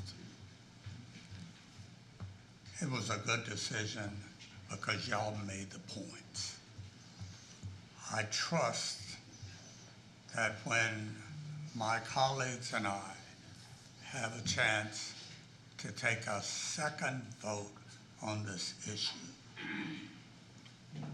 that we will be moved by the passion and the wisdom of those who spoke this morning, and that we will take this second opportunity to do the right thing. Thank you, for Your Honor, for letting me have a few minutes of time before our executive session. All right, anyone else wish to speak? I did wish to speak, but I will echo what Commissioner Brooks said. I believe those voices said it better than I can. Thank you all for coming out. I too ask that this be agendized. And was very concerned as a commissioner, I bet we all were, when contacted by the media to get my opinion about this. About what? I didn't know that Garza was non-compliant. So thank you for coming out. I echo what you said. I have a whole long statement here, but you've captured it all. So that's it. Anybody else? Okay. All right, next up is A2, which is approval of out-of-state travel requests. Any discussion, comments, or motion on the out-of-state travel requests? Move approval. Second. We have a motion and a second. Please cast your vote. All right, it passes unanimously. Next up, we have item A3. Item A3 is adding 3 names to the Tarrant County Law Enforcement Memorial. Commissioner Ramirez. I move for approval that we add 3 names to the Tarrant County Law Enforcement Memorial. It is Jason S. Jones, William H. Gudgel, Billy W. Sheets. All 3 of these gentlemen died in the line of duty, and their names have been approved not only to go on our law enforcement memorial, but either the Texas State Memorial or the National Law Enforcement Memorial in D.C. I second that. All right, we have a motion and a second, and anything you wish to add? Okay, please cast your votes. All right, that passes unanimously. Thank you, Commissioner. Next up, we have F1, if I'm reading this correctly, ABC to EFG, which is potential changes to the table of organization and approval of pod pay in the sheriff's office. Ms. Glenn. Sir. We do have, is that? It should be G1. Should be G1. Yes, sir. So do we have an F1? F1 was consent.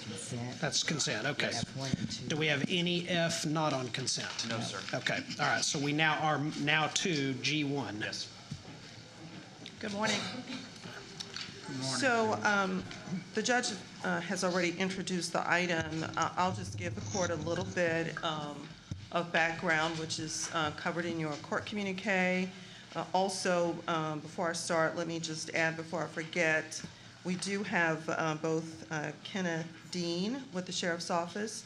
I'm told that he's present today, and I do see Chief Eckert. So I know that he's present if the court has any additional questions or would like to follow up on the background that I'm going to give you. So again, the request today is a 2-part request. The first part of the request is the TO change part. As outlined in your court communique, the request from the Sheriff's Office is to add 28 new general fund positions. Those, again, are outlined in your court communique. Let me just say that, generally these positions serve, of course, the incumbents will serve in different capacities, but overall what the goal is that the Sheriff's Department is hoping to address or continue to address some of its recruitment and retention concerns. They're trying to improve efficiencies in the Sheriff's Department, and then of course their continuing communication campaign. They'd like to see some of that present itself in digital and printed media. So some of the positions that are outlined will be tasked with those responsibilities. In order to fund the 28 positions, and also a reclass is included in the request. The Sheriff's Department is proposing to eliminate 45 vacant detention officer positions, and there are also some offsets to their recruitment budget. Some of those monies would be used to offset these costs. We are looking at net savings to the general fund of about $53,000 when it's all said and done, if the court approves the request. The second part of the request, as the judge mentioned, is pod pay. The request is that pod pay at $2 an hour for those detention officers who are assigned to pods be effectuated October 1st. As explained in your court communique, of course, this pod pay would only be available when detention officers are actually assigned to work in the pods. We are estimating the cost, or the budget department is estimating the cost to the general fund to be a little bit more than $709,000 for pod pay. So, again, as I indicated, Chief Eckert's here. If you have additional questions, Mr. Dean, I will just add one additional comment, and that is that we've had a handful of meetings, we being the Sheriff's Department, budget, audit, HR, the County Administrator's Office, help me if I've forgotten, staff. I think we've had some really productive discussions, and I'll say on behalf of the group, I think we're all confident in the request that's being made, and we know that the Sheriff's Department is doing what it can to address some of the ongoing problems in the Sheriff's Department. Questions? Any questions for Ms. Glenn or Chief Eckert? I have a few comments. So the first I heard of this was yesterday, and I do appreciate the assembling of Ken. We were so friendly on the phone yesterday, I've forgotten his last name. Dean. Mr. Dean. Yes. Just, I think, a really expert hire that we've brought in to help try to make some changes here. But I have said time and time again that throwing money at our jail problem is not going to solve it. I mean, we have an elected sheriff that gets paid. Now we have a consultant that makes a couple $100,000. Every county around us, and even the states around us, are having issues recruiting detention officers. We know that. This is not unique to Tarrant County, but I serve Tarrant County. We have tried raising pay to make sure it's top tier in the area. We've tried bringing in a recruiting firm to help us get more recruits. We've tried promising folks that they'll soon have a new law enforcement training center. All of these in one form or another involve throwing good money after bad solutions. It is not working. And we all know the definition of insanity is to try the same things over and over, expecting different results. And I think I've even said that before on this issue. We've got to lower our jail population. That is the only way to address this problem. It also has the added bonus of being by far the most cost-effective solution. Less prisoners equal less need for detention officers. It's that simple. But here's a stat for you. According to the Public Safety Reporting System, Tarrant County from April 2022 to April 2023 had about 13% of its bonds as PR bonds. That means that in 13% of cases, basically no cash was required for someone to stay out of jail pre-trial. That's a huge deal to indigent defendants. Travis County, on the other hand, during that same period, offered over 31% of its total bonds as PR bonds, more than double our percentage. Now, some of us like to scream about PR bonds and chest thump about how offering a PR bond means you're not tough on crime. So naturally, with those numbers, we would expect Travis to be a crime-ridden hellhole. But what do the numbers show? No statistical difference between Travis and Tarrant crime rates during that period. These are the kinds of reforms we need if we want to get serious about jail staffing issues. I've said it before, I'll say it again. You can be, faux tough on crime, or you can be a fiscal responsible leader or fiscal conservative. You can't be both. Lower the jail population, save money, heal the community wounds over incarceration. It all flows together. I'm here to talk with anyone who wants to get serious about this conversation. All right, any other comments? Yeah, I agree with Commissioner Simmons that the long-term solution to our jail population problem lies in a partnership between this court, the sheriff's office,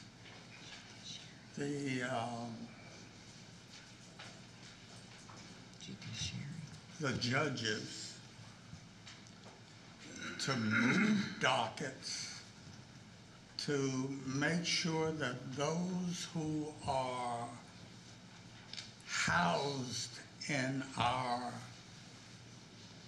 whatever we got, 4,500 beds, are the right ones to be there.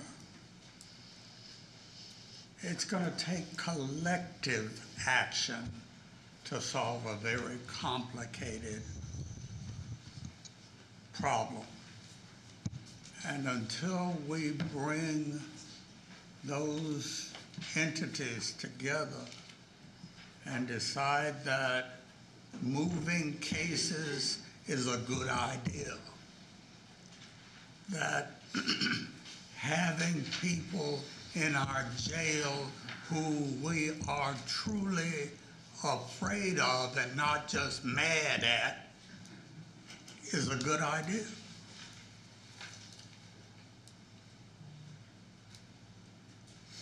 Nothing short of that is going to solve our problem.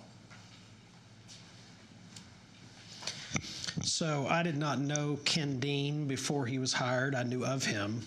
I have spent a pretty good amount of time with Ken and Bill on what they are proposing here. What they are proposing here will do a number of things, including help with morale, and morale is difficult for anyone who has to work 52 hours a week.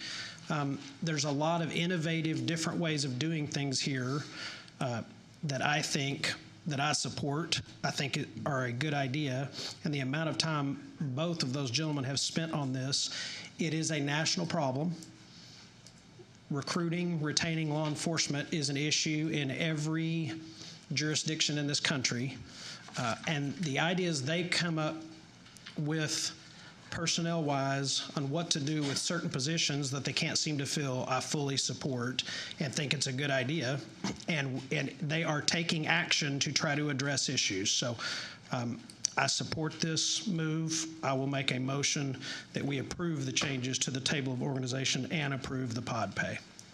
I'll second that. And ultimately, We'll get to you. Ultimately, I don't think there's any value in speaking in hyperbole or histrionics or whatever you want to call it. The bottom line is, statistics don't lie. Tarrant County has a lower jail population per capita than any large county in the state of Texas, including Travis, including Dallas, including Harris. Our jail population is lower. The population is not the issue. As the population of the public grows, as our county grows, jail populations are going to grow. It's just math. There's more crime, there's more people. The bottom line is we do have staffing issues, and I want to applaud Mr. Dean and the sheriff for the work they're doing to be creative and innovative and try to solve those challenges. We brought this team together.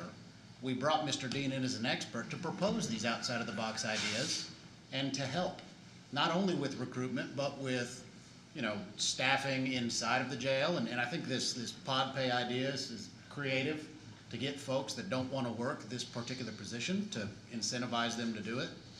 Also, if you dig into the changes that they're proposing, a lot of it has to do with supervision.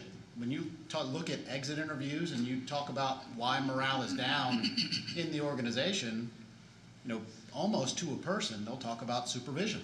And a lot of that has to do with span of control. So in any organization, you can't have a supervisor supervising 20 to 40 people. It has to be lower than that. So I think that the solutions here are common sense, and I'm very, very supportive, and I'm looking forward to seeing them bear fruit. And ultimately, like I said, I'm interested in solving the problem, not talking about, I'm interested in solving the problem. All right, any other comments from the commissioners? Yeah, it's not an issue of either or. This is a both and situation. We need to do something immediately to solve the span of control problems that are created by that direct supervision jail. Built, I was not a commissioner, but I was here when it was built. The corrections idea of putting corrections officers in a pod with prisoners was something that I never fully understood as a good idea. That needs to be addressed, but that does not exclude addressing who should be in our jail and for what reasons, and that those who should not be in our jail and are there, we ought to find some reason to, some mechanism to get them out of there so that we don't have the overcrowding situation that we have now. It's not either or, it's both and. And as for histrionics, I don't do histrionics. All right, any other comments from the commissioners? Yeah, I just want to make sure I understand. So, and this might be for you two, I'm not sure. So we're talking about eliminating 45 detention officer positions that were vacant anyway, correct? And then bringing in 20 sergeant positions? Yes. Okay. And they will supervise. Okay. I just hope those sergeants don't end up acting as rank and file detention officers because of our shortage. So, okay. Thank you. Okay, with nothing else from the commissioners, we do have someone signed up to speak to this item, Lena Hanratty.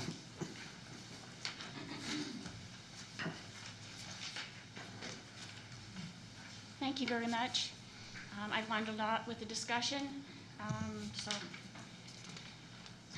I drew out this. At least on the face of it, I supported the addition of 2 recruiting specialists, given the vacant detention officer positions that I have told mean that many officers work 60-hour weeks. Try that. I question the addition of new supervisor positions and public information director. I have toured the downtown and Green Bay jails, and the staff's concern there are the lack of detention officers, resulting in existing officers routinely working 60-hour weeks. This is bad for employee morale, which we were talking about, and can lead to mistakes in the area where mistakes can be fatal to personnel as well as to inmates, especially in areas with 72 inmates and only 1 detention officer. I had no idea about that until I read the information on this. Overtime is also very expensive. Now, yes, it's a problem everywhere, but there's got to be a solution, because we can't have our detention officers working these kinds of hours. Something has to break. In Wisconsin, the prisons are so understaffed that the prisoners never get out there, and that's been since March of last year. Okay. The reason I question all the supervisors is because when there are too few Indians, why remove the vacant detention officer positions to add additional chiefs? If there are less people to supervise, why do you need more supervision? That's okay. And the public information officer may be a great position, but it also could be used to gloss over the problems in the jail. It could be a PR position and not information. As you notice, I'm wearing black like most of the people who spoke against Garza. I also want that contract canceled. But in terms of human resources, if we're going to continue that contract, there should be sheriff's office people on site at all times to be sure that they're following procedures. Because paperwork is paperwork. And that's all that the state requires. Just fill out the papers and say you're doing everything that you're supposed to. But we have no assurance that that's happening, particularly given this particular contractor.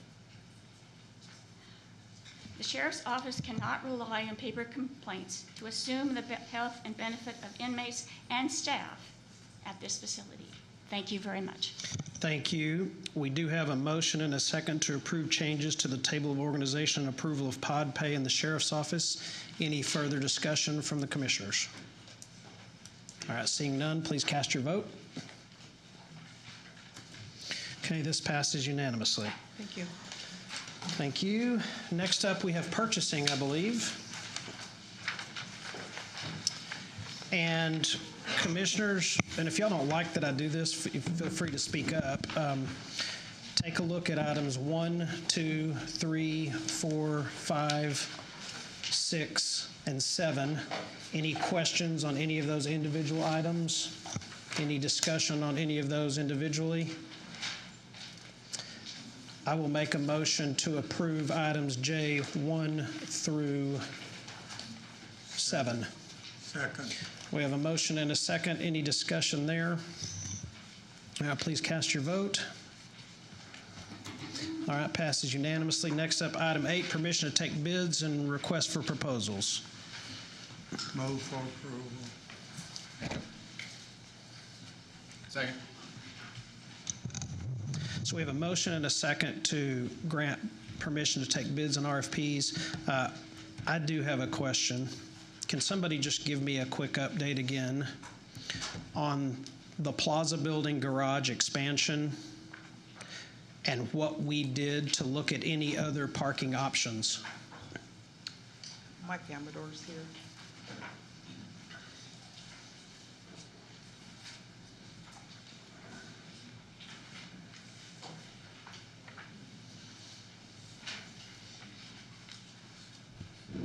Good day.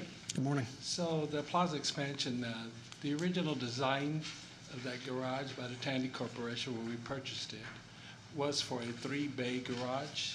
Tandy only built out 2 bays at that time because that's all they needed. But the need for us has been there to expand it to that 3rd bay. We have not looked at other garages. We have done some calls and stuff to see what pricing is for other lots, etc. And it would be very costly for the county to try to enter into an agreement for lots like that. Many of them aren't available. They are waiting for developers to go that route, etc. So they're holding on to their lots for that purpose. This is going to net us some much needed spaces in our downtown campus. Okay. I'm going to vote to approve this, but I would like to visit with you about what all we did to look at other options and what all the cost options are before it comes back for a vote on it. But, okay, thank you. Any other questions for Mr. Amador? All right, we have a motion and a second to take bids and RFPs in item J8. Any further discussion? We already have that one. We have a motion and a second, don't we? Yes. Yeah. All right. If no discussion, please cast your vote. All right, passes unanimously.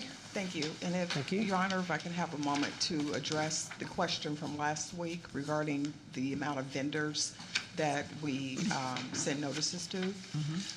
So two things. The first thing I want to start with is last year, roughly around June, we started using IronWave, which is our current database. So half of the year, we were still issuing bid notices through TVORS, our old vendor registration system. Excuse me. Prior to going live with IronWave, we cleansed our TVORS database. We had over 8,000 registered vendors. We got that pared down prior to going live with IronWave down to half, over 4,000 vendors. So that's why the numbers were more during the period last year, because several of our contracts still were based off of the information out of TVORS. So in IronWave, we roughly have about 2,200 registered vendors. And several of those vendors, the numbers are not quite as high as you saw on previous court communiques, but some are still pretty high. So an example of that was last week we had a bid that you noticed that had a couple hundred vendors. We also had another one that I looked at after our meeting that had over 800 vendors for appraisal services. So we have, in IronWave, we have 19 categories, and vendors tend to choose the overall arching category instead of the subcategory of what they actually sell. Yeah. So many do that, and that will also increase some of the participation numbers. So we have to send to all in the database. We hardly have any failures right now in IronWave. It's very rare that a notice does not go through. So it's a pretty good database right now. Okay. Did you say 4,000? So you had 8,000 in TVORS, and we pared that down to 4,000. But currently you have about 2,200 in IronWave, right? Yes, that's what we currently have. And did you transition the vendors over, or did they have to register for IronWave? They had to re-register. That's why we cleansed the database, because we had to send a notice to all 4,000 to remind them to register in IronWave. Okay. So we still have the capability to manually send email notices to vendors that we know have participated in contracts. So we also send separate notices to vendors that bid it before or showed interest before. So in some cases, I looked at one this morning, we sent a separate notice to 37 additional vendors that we know do this type of work, but not registered in IronWave. So we make an effort to try to find as many vendors as possible to participate. Okay, thank you. All right, next up on the agenda is appointments to boards or commissions. Do we have any appointments from any of the commissioners? All right, seeing none, next up is a briefing. It's a presentation regarding participation in the city of Fort Worth TERS Zone 16 Ville Ranch. Megan. Good afternoon, Judge, Commissioners. Good afternoon, Megan. Yeah, thank you. So today we are here to present a request from the City of Fort Worth. This is to create tax increment financing reinvestment zone number 16, also known as Ville Ranch TERS. This TERS is approximately 5,200 acres located within Parker and Tarrant County. It's in Fort Worth's ETJ. The large majority of this is located in Tarrant County. I think it's around 4,000 plus acres. And this is located mostly in Precinct 1. Precinct 4 has a little sliver of it. And we have Taylor Baird with PMB, and we also have William Johnson, who's the Assistant City Manager at the City of Fort Worth, here to present detailed information to you all. We're not taking action today. This is just the formal briefing, and we will take action at a later date if we choose to move that direction.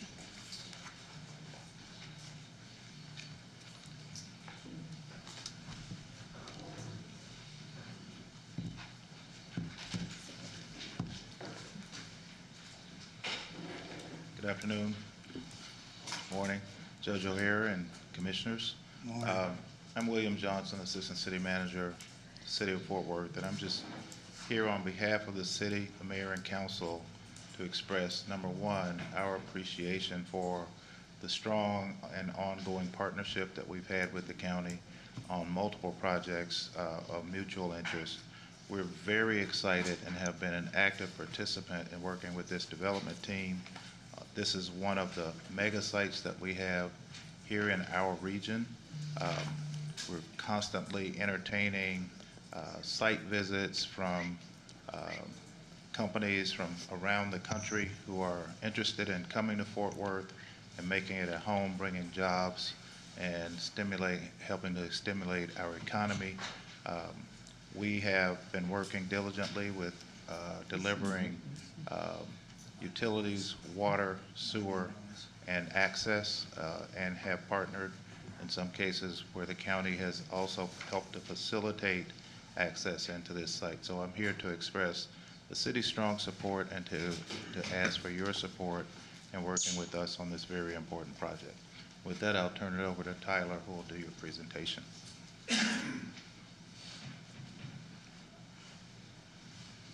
Hello, Judge and Commissioners, thank you for having me today. I'm Taylor Baird with PMB Capital. Most of you, we're the developers of the Veal Ranch property here in Fort Worth. I'm going to try to make this brief. It's been a long day, and so I'll give you the highlights and address any questions, certainly on this exciting project that we've been working on for some time now. Just a brief commercial on PMB. We've been around for over 10 years now, developed all over DFW, mostly on master plan communities and mixed-use communities throughout DFW. One of the key ingredients in our projects is that we align with the cities and the counties and the projects that we participate on. They're massive in scale typically, and we need that partnership, and we'll talk more about that as we get into the presentation. Veal Ranch here, so you can see southwest of Fort Worth, it's 5,200 acres. We began working, honestly, the very beginning of working on the Veal Ranch was started in 2014. So 10 years later, we've put in a lot of sweat to get to where we are now. We've owned the property for a little over 2.5 years now, and are excited about the future that's in front of us here. It's a mixed-use community. We've dedicated over 1,500 acres for commercial property that we hope to attract large companies and manufacturing facilities to provide jobs, high-paying jobs, and great tax-based growth for the city and the county. Today, this land, 5,200 acres, is almost all in the ETJ of Fort Worth. We worked for 2 long years with the city of Fort Worth to come up with a development agreement which would allow us to, over time, annex into the city of Fort Worth to develop into their standards and to make sure that infrastructure was timed appropriately with development so that we were all proud of the end product that we delivered. We know this site, with the proximity to downtown Fort Worth of about 15 minutes, is a great opportunity for attracting huge companies.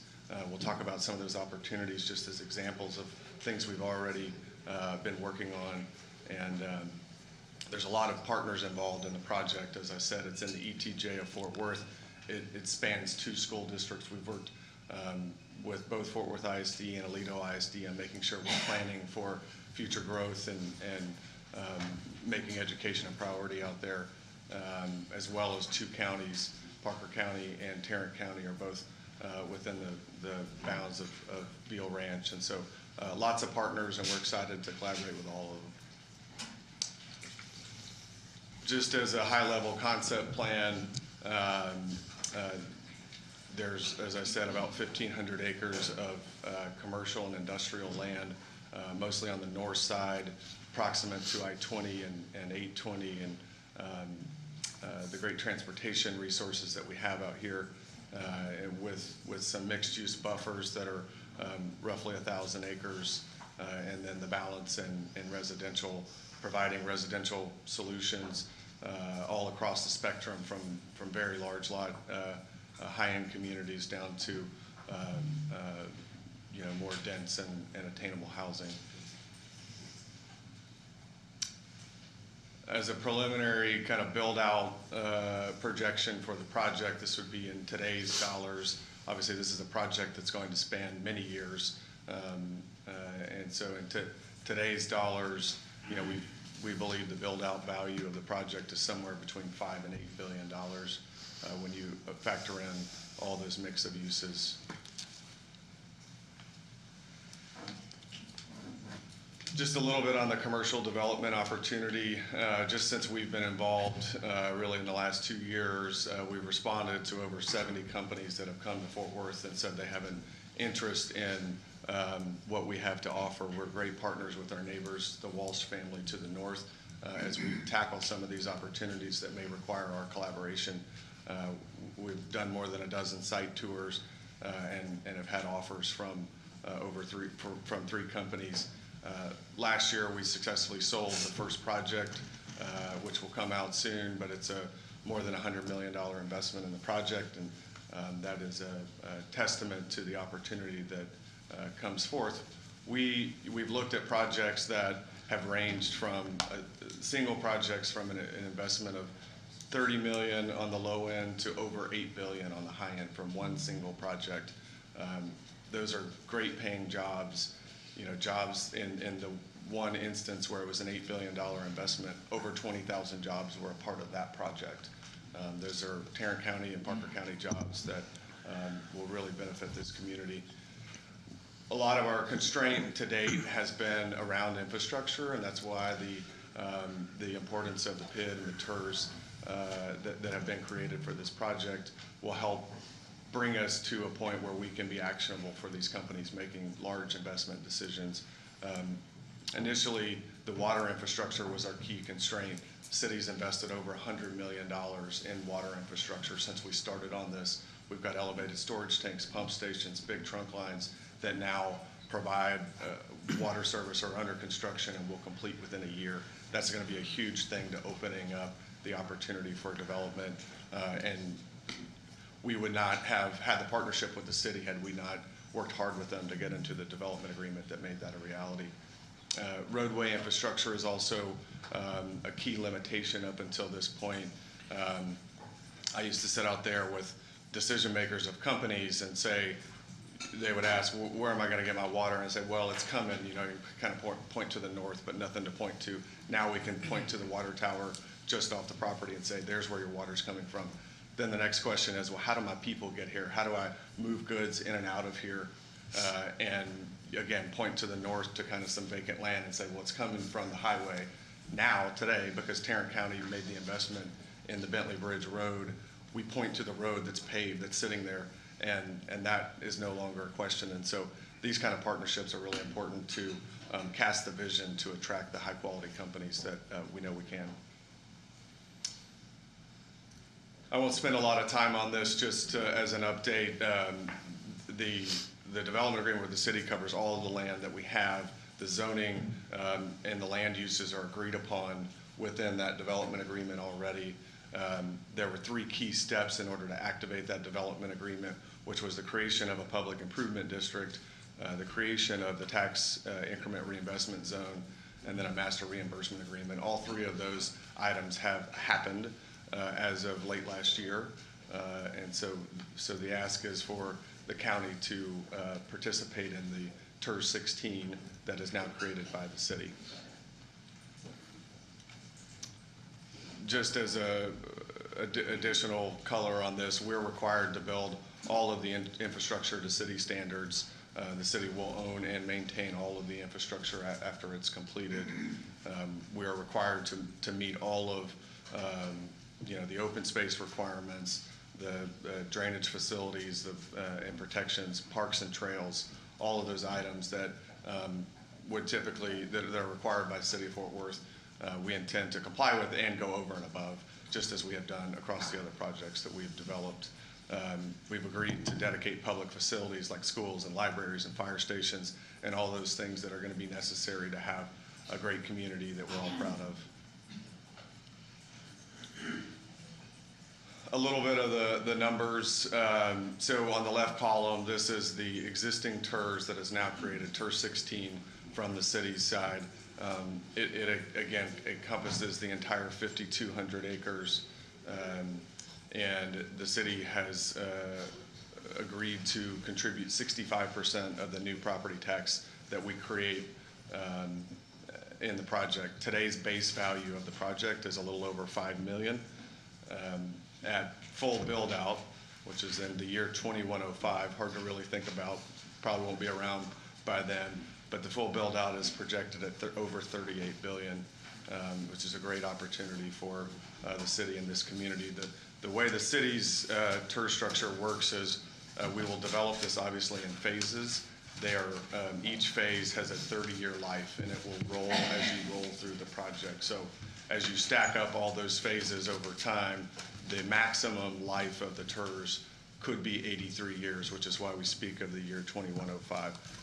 It is my goal and probably my life's work to make that 2105 be much shorter and much faster.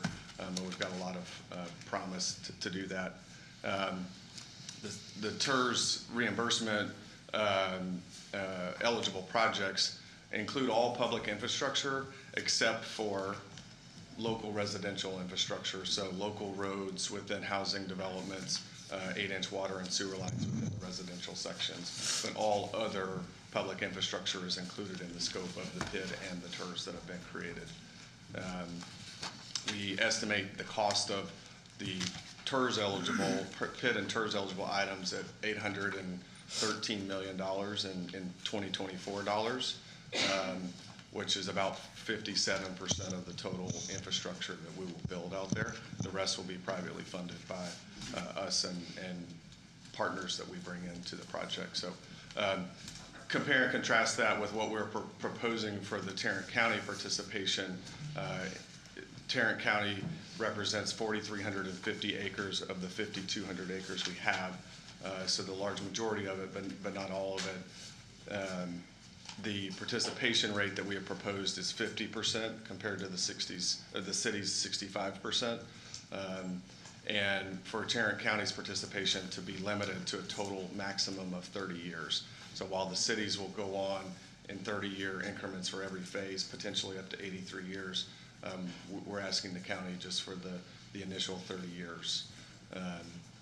And then further to limit the things that the county invests in to the major arterial roadways and the bridges. And then this is just a budget of the different costs that we have, with the major roads and bridges being the largest single line item.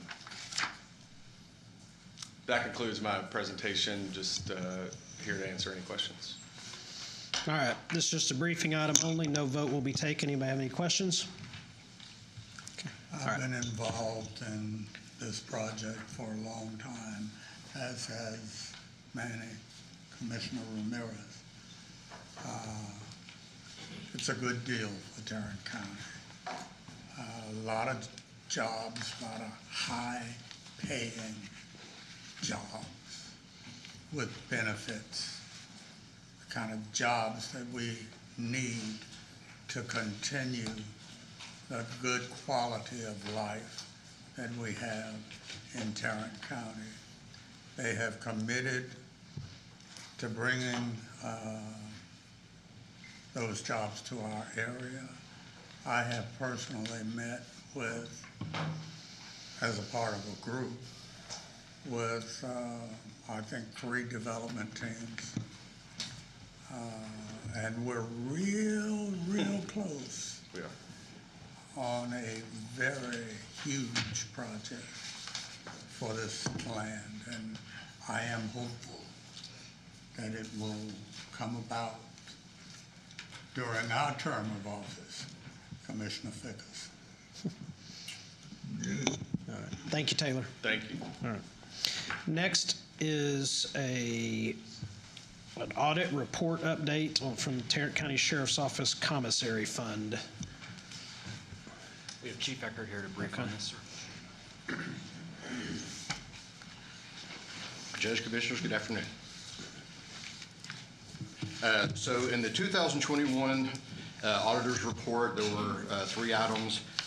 One of them had to do with the time frame that money was remitted from the Sheriff's Department to Keefe Commissary. The second had to do with the auditing of rights and permissions, people access to the Keefe banking system. And the third was the issue of tracking items as they were delivered from the warehouse and where was the final audit point in that. I can attest that all 3 of these issues have been addressed. I have met with the auditor's office. They are in agreement that we have addressed all these issues and everything is working properly. Matt Jones in particular, not to put a lot of words in his mouth, but stated in 2023 we've had no issues. So the Sheriff's Department believes that we have addressed all the issues from that report. Okay, so thank you. This briefing shouldn't take too long. So I handed the court members last year's audit findings, and it was about this time last year that we received this. So I wanted an update. So just to be sure, our Tarrant County auditor indicated in her recommendations that procedures related to the oversight of system roles and permissions do not exist or did not exist at that time. So do they exist now? And maybe whichever one can address that. They do. They had implemented a monthly review process to review the software access, and then we recently received the actual security matrix, and we're working with Chief Eckert to make sure the segregation of duties are still in place. Okay. All right. So because it had been a problem since fiscal year 2018. And so it is all taken care of. Everything is cured. Yes, ma'am. Now. All right. And then the second one addressed the commissary vendor did not remit payments to the county in accordance with the contract. And that apparently went back, that was an issue as far back as fiscal year 2018 as well. And the auditor's office, the previous auditor, reported that procedures related to the timely remittance of payments by the vendor were not always adequate. And there was not a process in place to invoice the vendor for late fees associated with payments received after the contractual due date. And then it has a list of 4 occurrences. Which one of you can address that? Go ahead. No, go ahead, ma'am. I was just going to say they dramatically changed. They had 3 out of 36, which is significant improvement in that area. So 3 out of 36, what? 3 payments were late. My understanding of this was, the money is deposited into the Sheriff's Department's account. The business manager is the one that remits payments to Keefe. They send in information that says this is what we believe we are owed. The Sheriff's business office says, well, our money doesn't agree with that. And so until that money was reconciled, the Sheriff's Department wasn't paying Keefe Commissary their percentage. It wasn't the fact that Keefe wasn't paying Tarrant County. That is correct. They have worked on the reconciliation process since the 21 audit to get that more refined. It was never a matter of Tarrant County not receiving the money. We were holding the payment to Keefe until we could reconcile the account and prove the amount that we were paying to them was proper. Okay, it says different here, but Okay. it says 6 of 12 guaranteed commission payments of $135,000 were remitted to the county late. And then 10 of 12 supplemental commissions averaging approximately $92,000 per month were remitted to the county late. The payments were between 1 and 25 days late. 7 of 12 tablet commissions averaging approximately $34,000 were late, and 4 of 12 revenue sharing payments were late. So I just need to hear that this is no longer occurring. That is correct. Matt, do you want to add anything to that?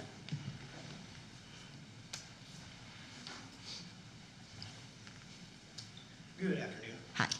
The only thing I would add to that is that in fiscal year 21, around fiscal year 20, they did transition the reconciliation of those accounts to the sheriff's accounting department. And so in that transition, there was some learning curve that had to happen, and while some of those were late in fiscal year 21, but as of fiscal year 23, only 3 out of the 36 were an issue.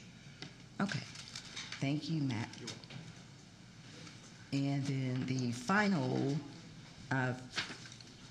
observation and recommendation was controls over commissary inventory were not adequate. And that looks like it went back as far as 2014.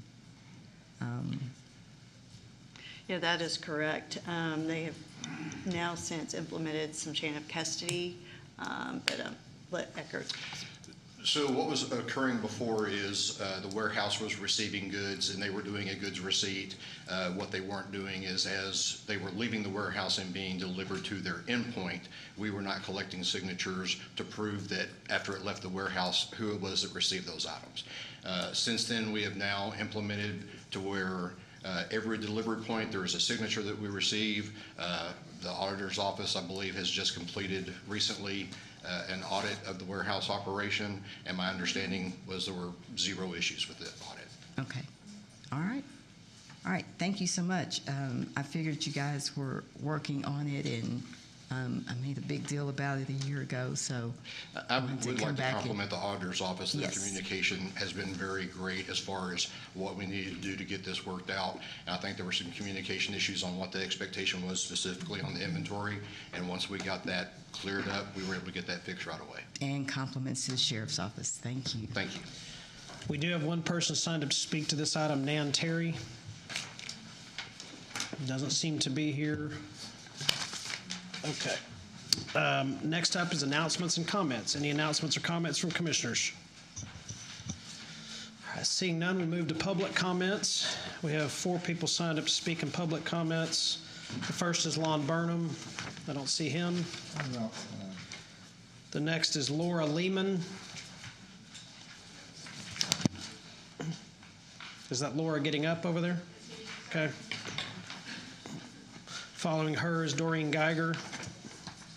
Sorry about that. I just wanted to, sorry, my name is Laura Lehman. I live in Precinct 3.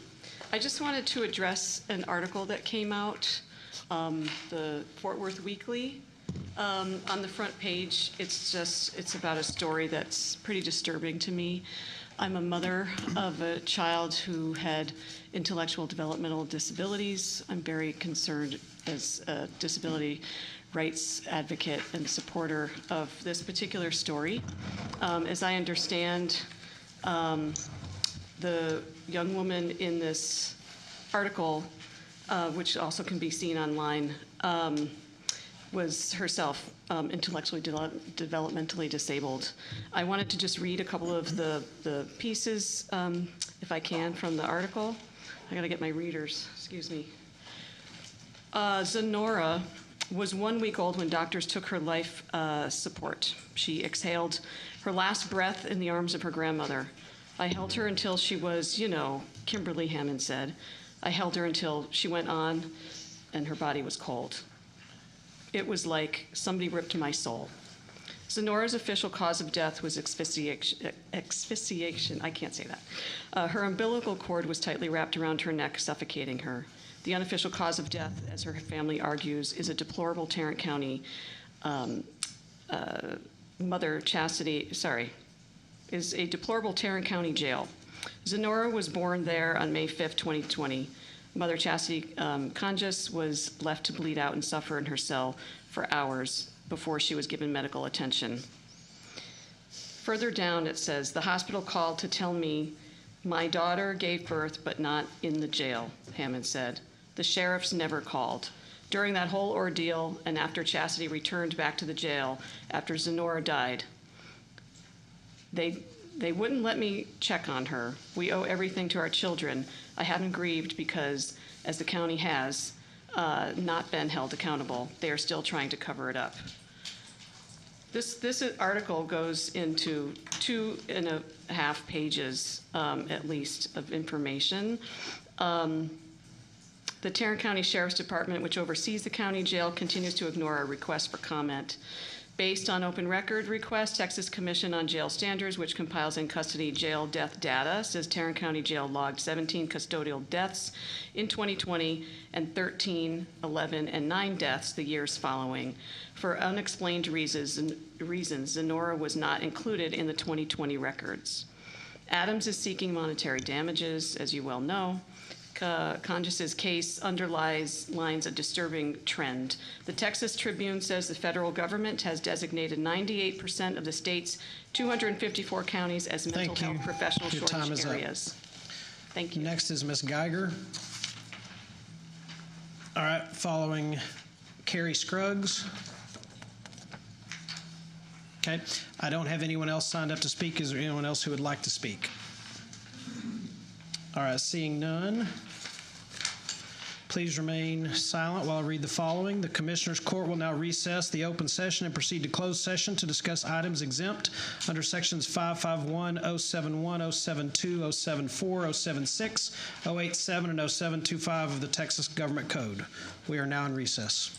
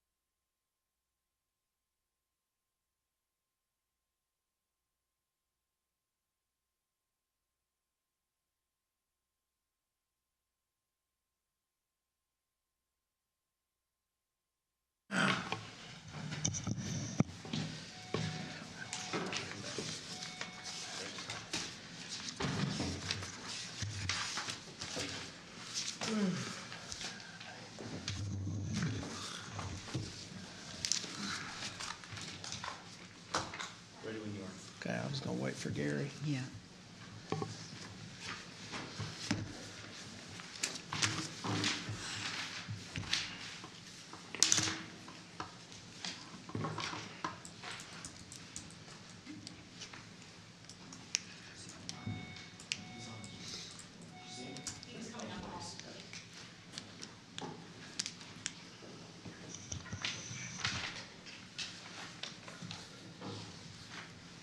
All right, are we live? We're ready. Ready, okay. All right, we're back from a pretty lengthy executive session. There's one item that we're going to address, and that is the contract with Garza County and the jail. I can tell you that every member of the court finds the failure to be notified of the falling out of jail compliance to be unacceptable and very disturbing. I think we are also equally disturbed over the different issues that they fell out of compliance over. Simply unacceptable. And I would make a motion to direct the county administrator to write a letter to the corporation that runs the jail, expressing our severe displeasure, letting them know that we intend to explore all options to get out of this contract, and would further direct our county administrator to bring us options on how we can house prisoners in a different location and get out of the contract sooner rather than later. Second. We have a motion and a second. Any discussion? All right, seeing none, please cast your vote. Okay, that passes unanimously. There's no other action to take at this point, so I'll entertain a motion to adjourn. So moved. Second. Motion and a second. Please cast your vote. All right, we are adjourned. Thank you for watching. Have a good week.